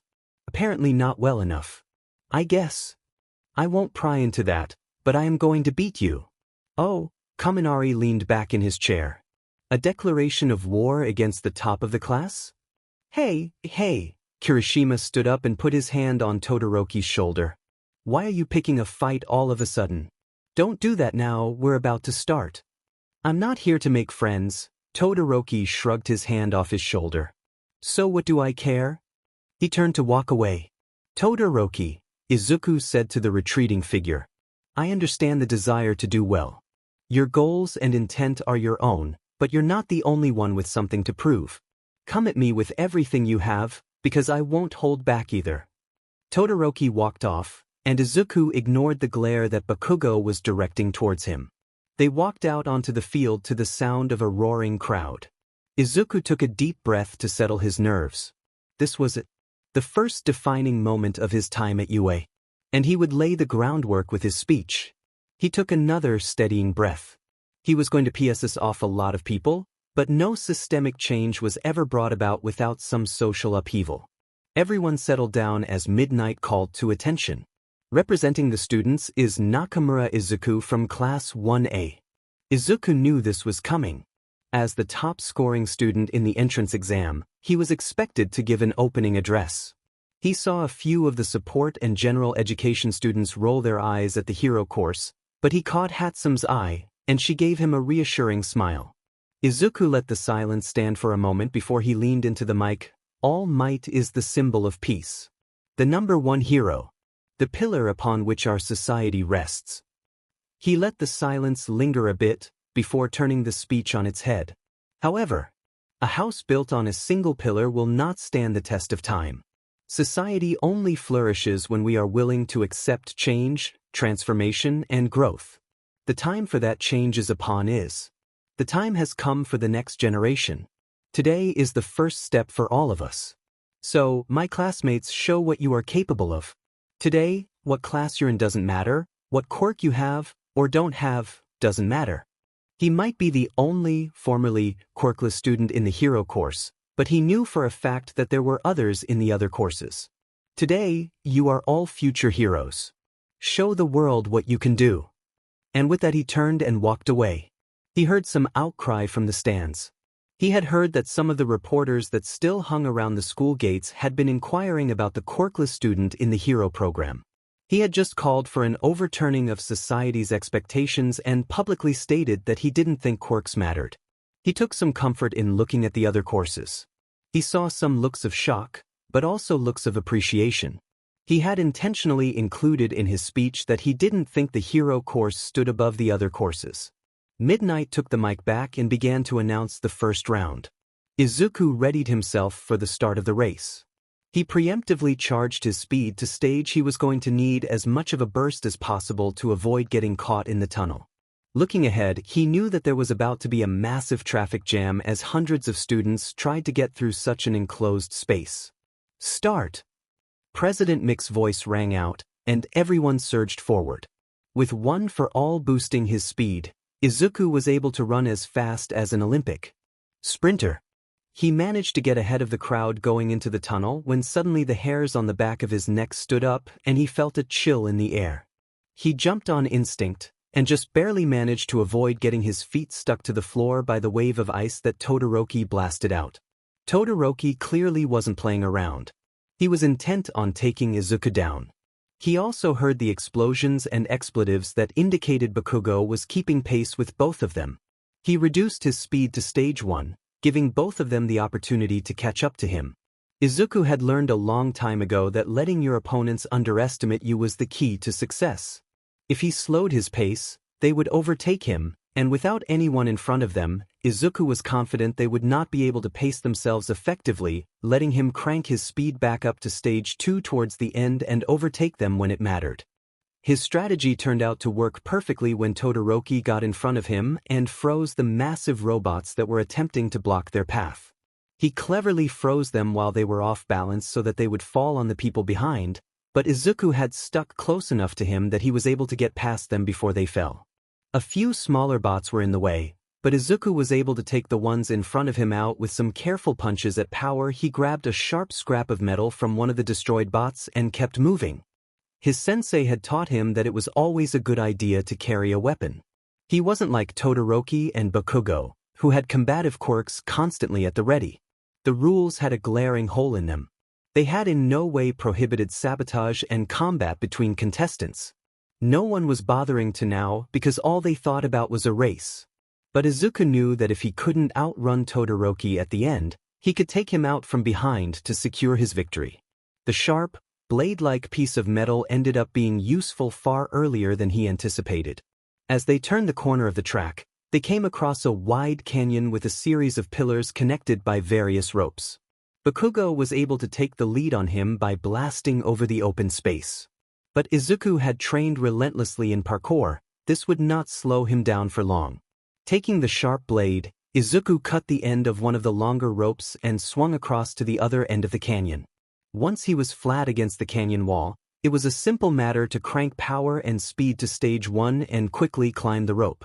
He ended up making up the gap between him and Bakugo so that he was only a few feet behind him. Todoroki was still easily within sight.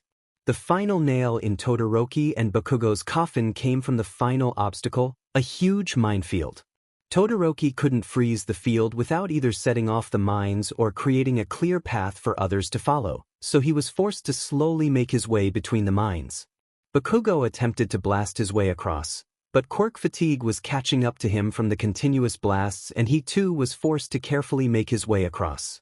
Izuku, on the other hand, had always been one step faster at processing information than his classmates. This, combined with his incredible reflexes and coordination, allowed him to cross the minefield without slowing down. He maintained power and speed at stage 1 so that he could run when he needed to as well as jump over any mines that couldn't easily be avoided otherwise. Todoroki and Bakugo were neck and neck, both having slowed down in an attempt to delay each other. Izuku quickly caught up behind them and overtook them. Neither had time to process what was happening as Izuku tossed his piece of metal over his shoulder and triggered the mine both of them were currently in the process of trying to avoid. The resulting explosion blasted both of them backwards, and the subsequent fall triggered an additional set of mines. His two main opponents sufficiently delayed, Izuku was able to focus on maintaining his speed as he crossed the rest of the minefield.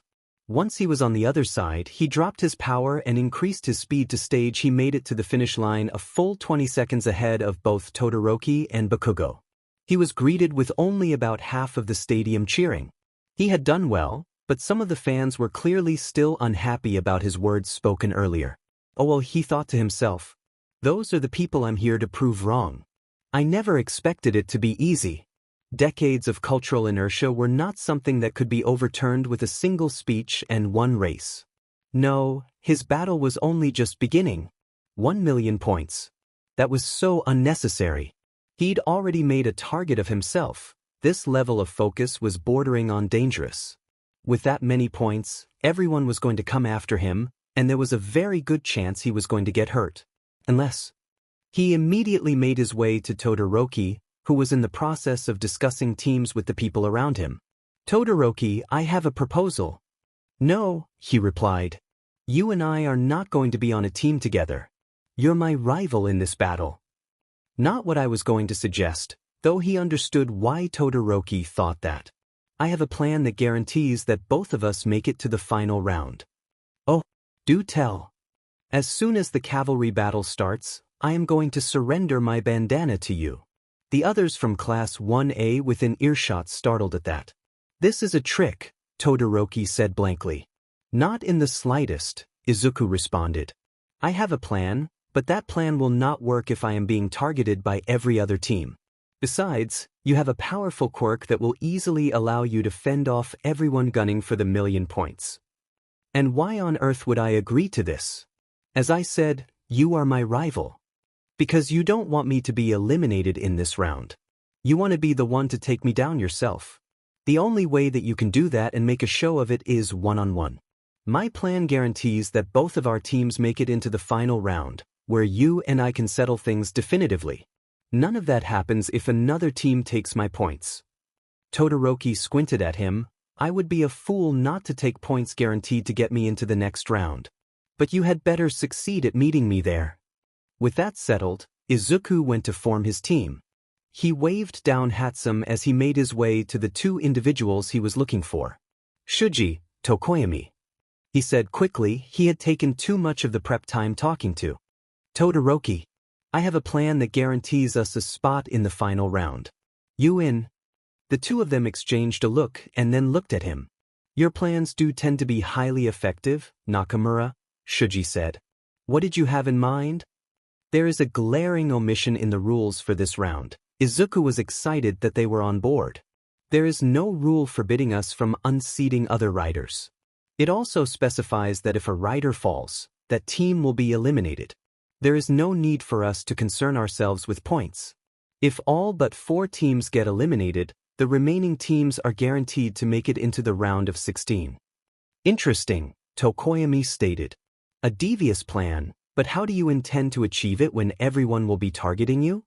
They won't be, he replied. I made a deal with Todoroki's team. As soon as the round begins, I will give him my headband. He will be the one targeted. His quirk is well suited for defensive maneuvers. Once the attention is off of us, we will take out the other teams surreptitiously. Devious, Tokoyami replied. Agreed, Shuji said. But why us? Shuji, you are one of the physically strongest individuals here. With you as the base of our formation, we can operate with security. Tokoyami, Dark Shadow has incredible range and immense power. You should be able to unseat other teams with ease. And who will be our 4th member? Tokoyami asked. Hatsum Mei from the support department, Izuku smirked. Ah, here she comes now. Hiya Green Bean, Hatsum said as she approached the team. I'm assuming you have a plan given your signal. Yes. Did you end up finishing the grappling hook that we were working on in the workshop? Got it right here. Fantastic. With your support items, our team will be well-rounded and able to pull off my plan with ease. That is, if you're all in. Definitely. Yup. I trust you. Great, Izuku smiled. This should be easy. Warning, lots of violence. Match 1. Nakamura Izuku vs. Shinso Hitoshi. Match 2. Monoma Nito vs. Kaminari Denki. Match 3. Todoroki Shoto vs. Hantashiro. Match 4. Shuji Mezu vs. Kendo Itsuka. Match 5. Hatsum Mei vs. Tenya Ida. Match 6. Tokoyami Fumikage vs. Yayuro Zumomo. Match 7. Kirishima Ijiro vs. Ishido Mina. Match 8. Bakugo Katsuki vs. Uraraka Achiko. Izuku took a steadying breath as he looked at the match list for the 3rd event. He'd made it. His strategy had proven brutally effective. Though his team had had no points by the end of the cavalry battle, they were one of the last 4 teams still standing, so they made it by default. Though the grumbles and boos from the audience towards him had not waned as a result of his team's performance and comportment. Many had argued his team should be eliminated for poor sportsmanship, saying that they hadn't acted like heroes, or whatever. Izuku had been grateful for Aizawa's intervention over the mic. Most of the announcing was done by President Mike, but Aizawa would weigh in when something important needed to be said, and people tended to listen. He had argued that heroes did what it took to get the job done, a sentiment that Izuku appreciated. As they broke for lunch, Todoroki approached him requesting to talk privately. Which is how he found himself standing in an empty hallway, leaning against the wall across from Todoroki. The silence began to grow uncomfortable. Well, he finally broke it. You asked to speak alone. I'm assuming you have something you want to say. Your plan worked, his face expressionless.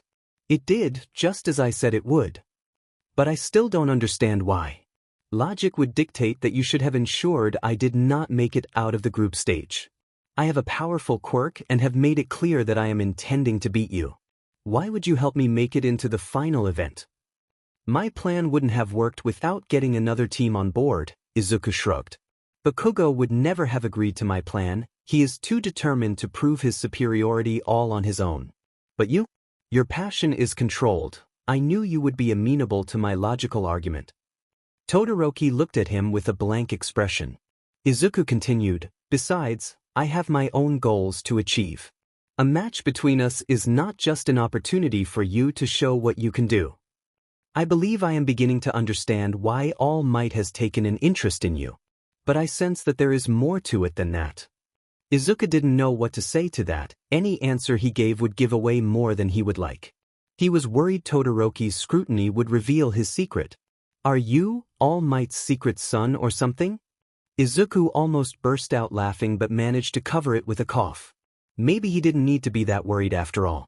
He was about to reply when he saw movement out of the corner of his eye. As entertaining as this conversation proves to be, it's probably best to talk when we are less likely to be overheard. Without another word, he walked away. Ladies and gentlemen. President Mick's voice rang out through the stadium. Who's ready for our final event? The cheering of the crowd was thunderous, even down the hall from the field itself. All right. For our first match, first up is the dark horse from the General Education Department, Shinso Hitoshi. Shinso had done pretty well in the cavalry battle, so he was met with a respectable level of applause and cheering. And on the other side of the field, first-place finisher in the race and current top student in the hero courses Class 1, Nakamura Izuku. As he walked onto the field, he noticed that he got much less applause than Shinso had. He suspected that the people clapping were only doing so out of politeness and a discomfort with silence.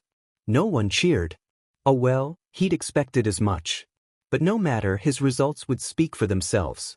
People would grumble and complain, but over the coming weeks, as footage from the festival would be talked about, some people would come around. The two faced each other in the middle of the arena. Izuku knew very little about the student in front of him. He hadn't seen him use his quirk at all in the cavalry battle. He would need to play an evasive game at first to give himself time to analyze what he was up against. As Midnight got ready to start the fight, the boy spoke up. I appreciated your speech, it was well said. Thanks, Izuku replied. And as soon as he did, his body froze. His senses dulled. He heard the muffled noise of Mike starting the match. He tried to move, but his body wasn't listening to him. Paralysis. Izuku thought to himself. Somehow, this kid had managed to paralyze Izuku. But how? He hadn't touched him, so it wasn't a paralytic excretion. He didn't smell anything, so it wasn't like Midnight's pheromones. His body had frozen as soon as he had heard him speak. Somehow, he had deactivated Izuku's motor processing in his brain through his auditory system. I'm sorry about this, Shinso said. I really do appreciate what you are trying to do here, but I have goals of my own. Now turn around and walk out of the arena. His body remained frozen.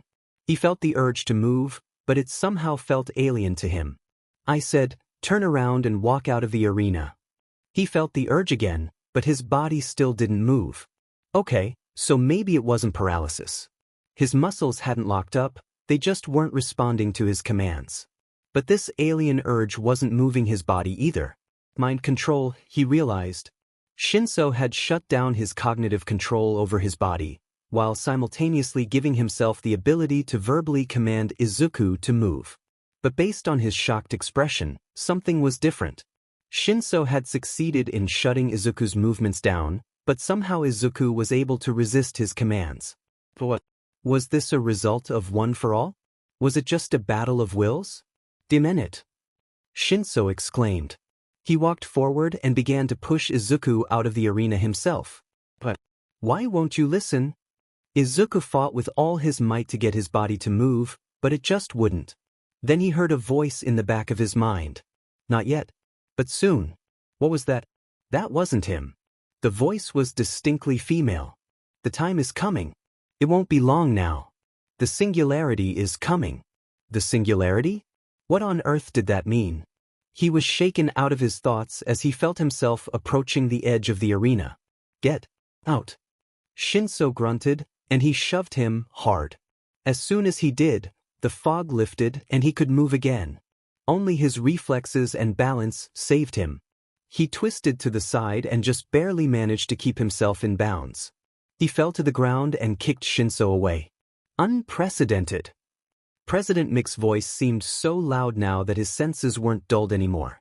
Nakamura has managed to shake off Shinso's control. There were no cheers, just stunned silence. How? How? Shinso seemed genuinely furious. Not this time, Izuku thought to himself. As long as he kept his mouth shut, Shinso wouldn't be able to control him again. That meant that this was just a straight, quirkless sparring match. Shinso fought like a man possessed, rage fueling his fight. But in the end, Izuku's training was too much for him to overcome. He didn't even need one for All in the end.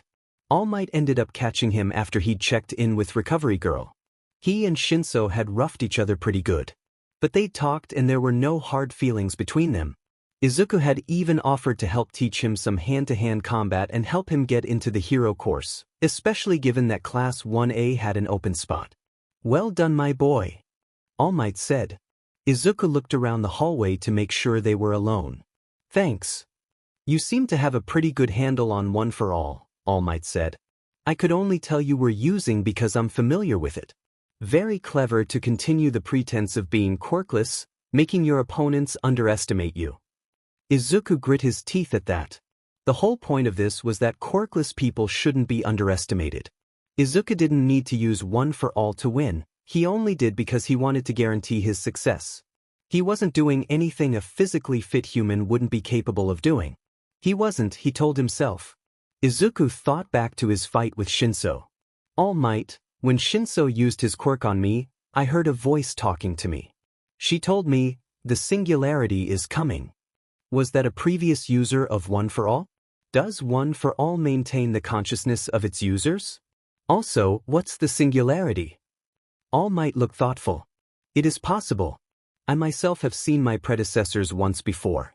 There is still much that we do not know about One for All. But I am encouraged to see how well you are using." Izuku faintly heard Present Mick's voice announcing the end of Bakugo's fight. That meant that he was up next. He bid All Might goodbye and made his way down to the prep area. "Ladies and gentlemen, who's ready for round 2? The crowd cheered boisterously as Izuku took some calming breaths. This round made him much more nervous than any other. In his fight against Shinso, he didn't know what he was up against. This time he did. Monoma could copy the quirk of anybody he touched. If he got even a single finger on Izuku, his secret would be out. It would be out in the most public way. Everyone would think he was a fraud or a liar. Everything he had done to try and change public perception of quirkless people would be undone in an instant. He would have to win this fight without his opponent touching him once. That was something he had never done before. Worse, he wasn't even sure he could actually hit Monoma without him copying his abilities. That limited him to only landing hits where Monoma was clothed. God, he really was screwed, wasn't he?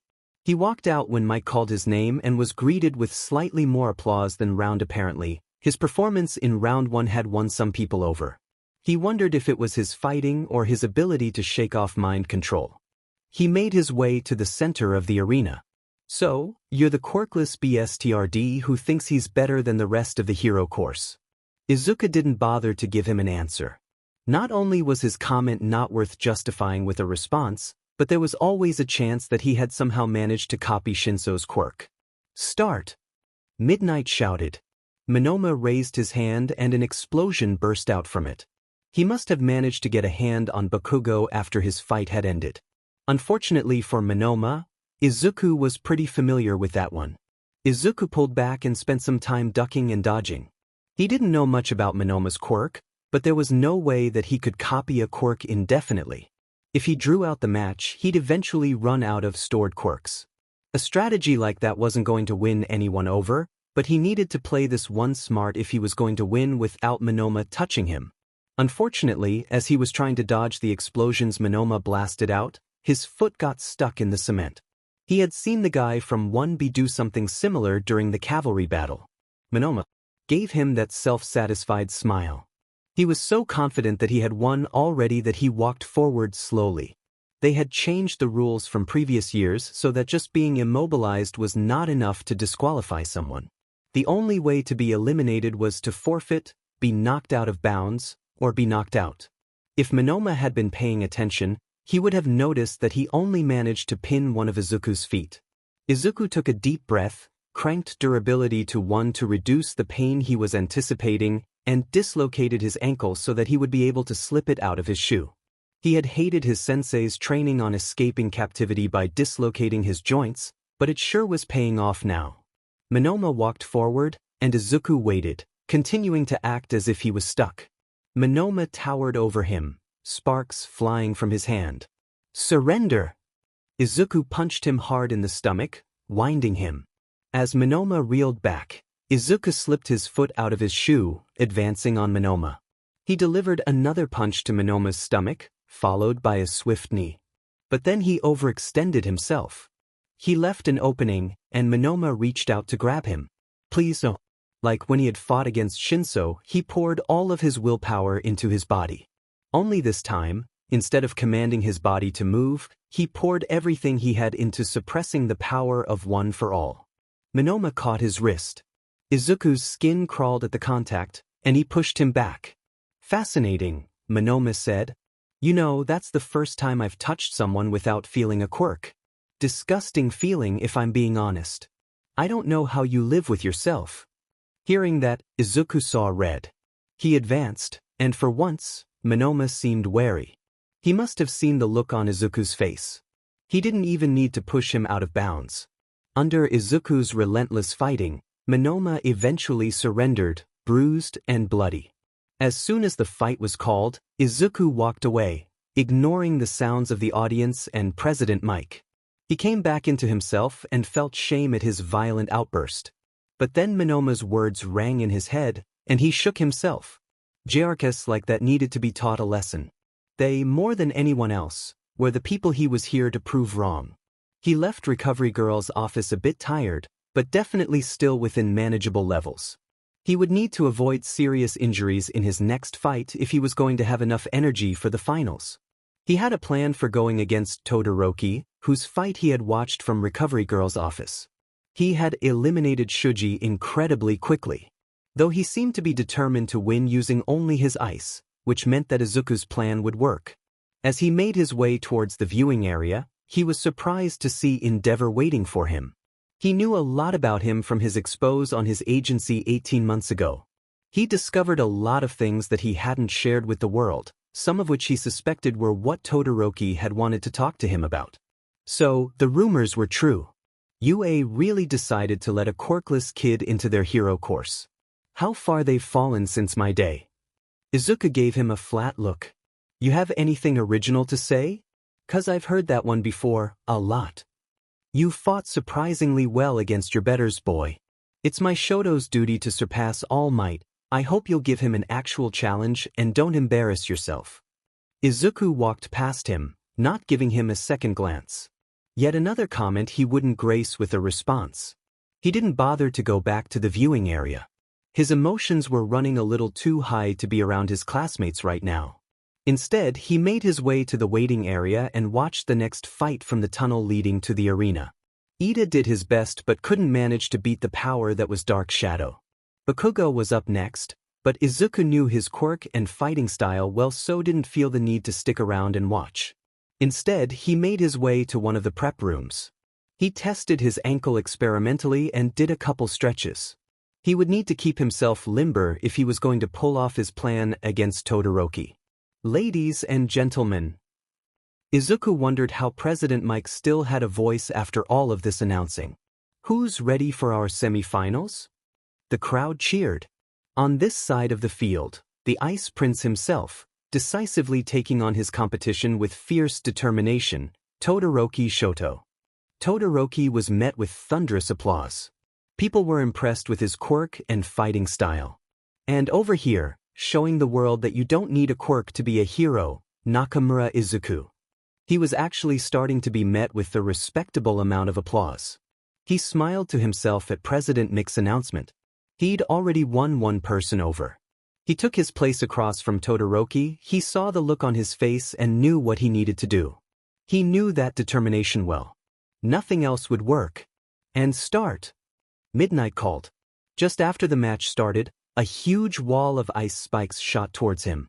Power, and he jumped, landing precariously on top of the ice spike as it grew from the ground.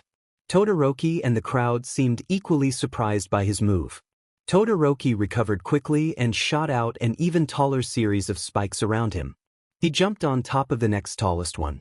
On it continued, Todoroki making taller and taller spikes, and Izuku jumping higher and higher.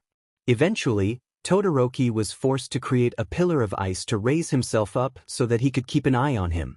The pillar and spikes grew ever taller. Until eventually, Izuku sat down. What are you doing? Todoroki actually paused his assault due to his confusion. I figure we're high enough now, Izuku shrugged. And we've probably got about 3 minutes before they're able to get any drone cameras up here. Thought we'd finish our conversation from earlier now that no one can eavesdrop on us. Here. Todoroki was incredulous. You want to have that talk here, during the semifinals? Why not? Izuku asked nonchalantly. It seemed important to you, and I'd rather not have anyone be able to eavesdrop on a potentially sensitive conversation. He vaguely heard the crowd below. Todoroki huffed but sat down on his pillar. An odd place to have a talk, but oh well, I'll humor you. I expect you to actually fight back afterwards though. Izuku grinned. Promise? So, you thought All Might was my dad. I'm assuming it was because the #1 hero has no reason to bother with a quirkless loser. Otherwise, right? I don't think that. What? I don't think you're a loser. Todoroki's face was blank. I wouldn't openly challenge someone I thought was beneath me. Your results speak for themselves. You are the top of our class and made it to the semifinals all on your own. Oh, this was a first for him. Only his sensei hadn't treated him differently for his lack of quirk before. I don't care if you have a quirk or not. In fact, I hate half of my quirk. Your fire because of endeavor? What do you know about it? He talked to me before our match. He said it was your duty to surpass All Might or something. He always says that. Izuku thought he could see a crack in his mask. What do you know about quirk marriages? An archaic tradition stretching back to the advent of quirks, and I know you're the product of one. How? Was it just him, or was Todoroki actually starting to express some emotion? Daylight's expose on Endeavor 2 years ago. It's also not hard to figure out. You have an ice quirk, the opposite of his fire. I'm assuming it's to allow you to regulate your body temperature, so you don't suffer the same overheating problem he does? That's exactly correct. He was a brutal instructor. As soon as my quirk developed, I was cut off from my siblings, trained relentlessly.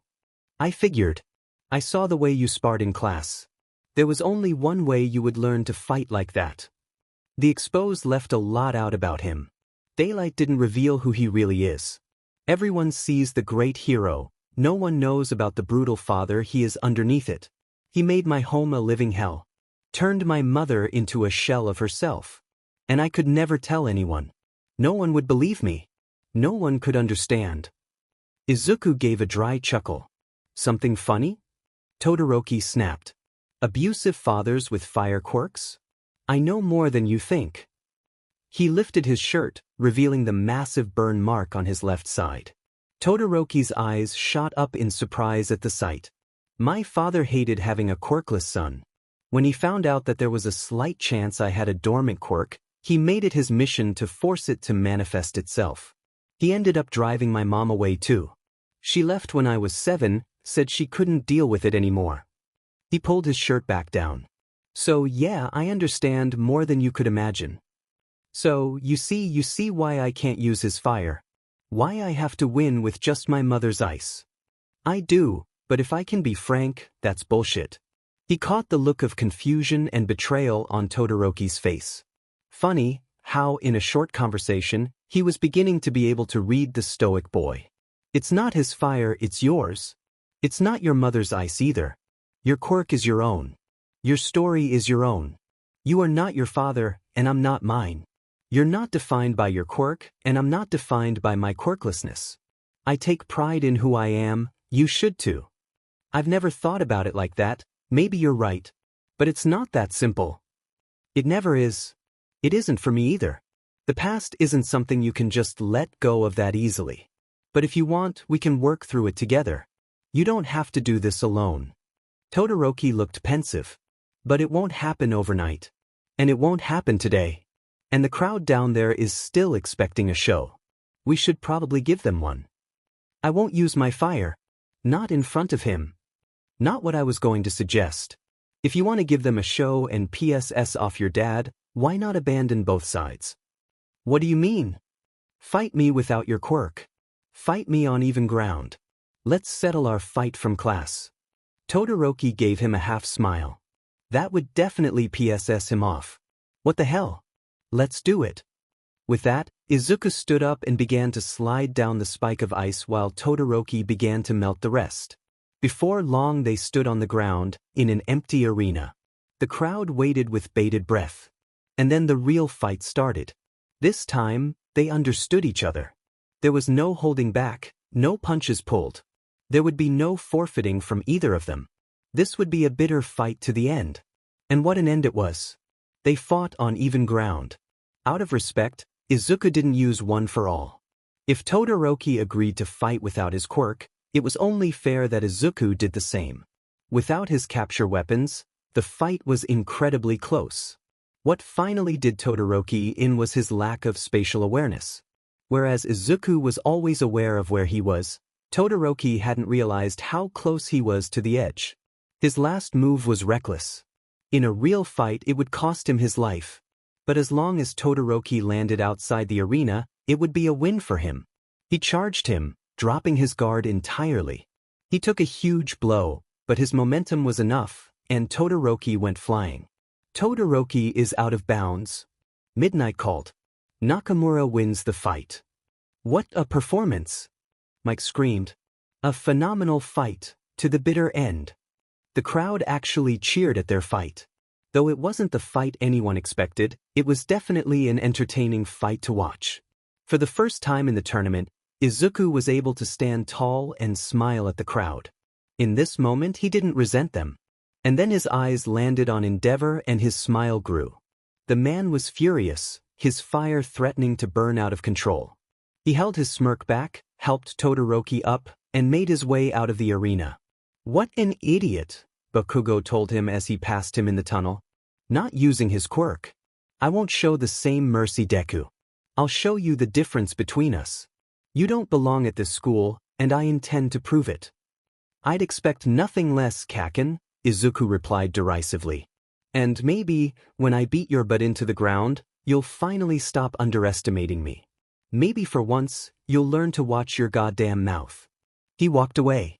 Standing on the field before his childhood bully, Izuku for once didn't feel fear, he felt determined. And a bubbling anger. As President Mike made the announcement and Midnight reiterated the rules, Izuku used Power 1 to tear his gym shirt in half, leaving him in just a black tank top.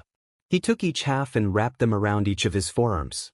He wouldn't be able to avoid taking hits, but he could try and use his wrapped arms to mitigate the damage as much as possible. Bakugo was a serious threat. He had an incredibly versatile quirk that made him highly mobile and incredibly destructive. Based on his earlier comments and the look on his face, Bakugo wasn't planning on holding back at all. Start! Midnight called. As soon as it did, an explosion blasted from behind Bakugo, rocketing him forward right at Izuku.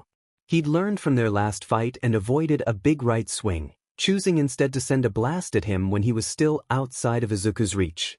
The blast sent him tumbling back, having only barely been able to get his forearm in front of his face to avoid serious damage. But the explosion rattled him. This was the first time he'd gotten hit by one since.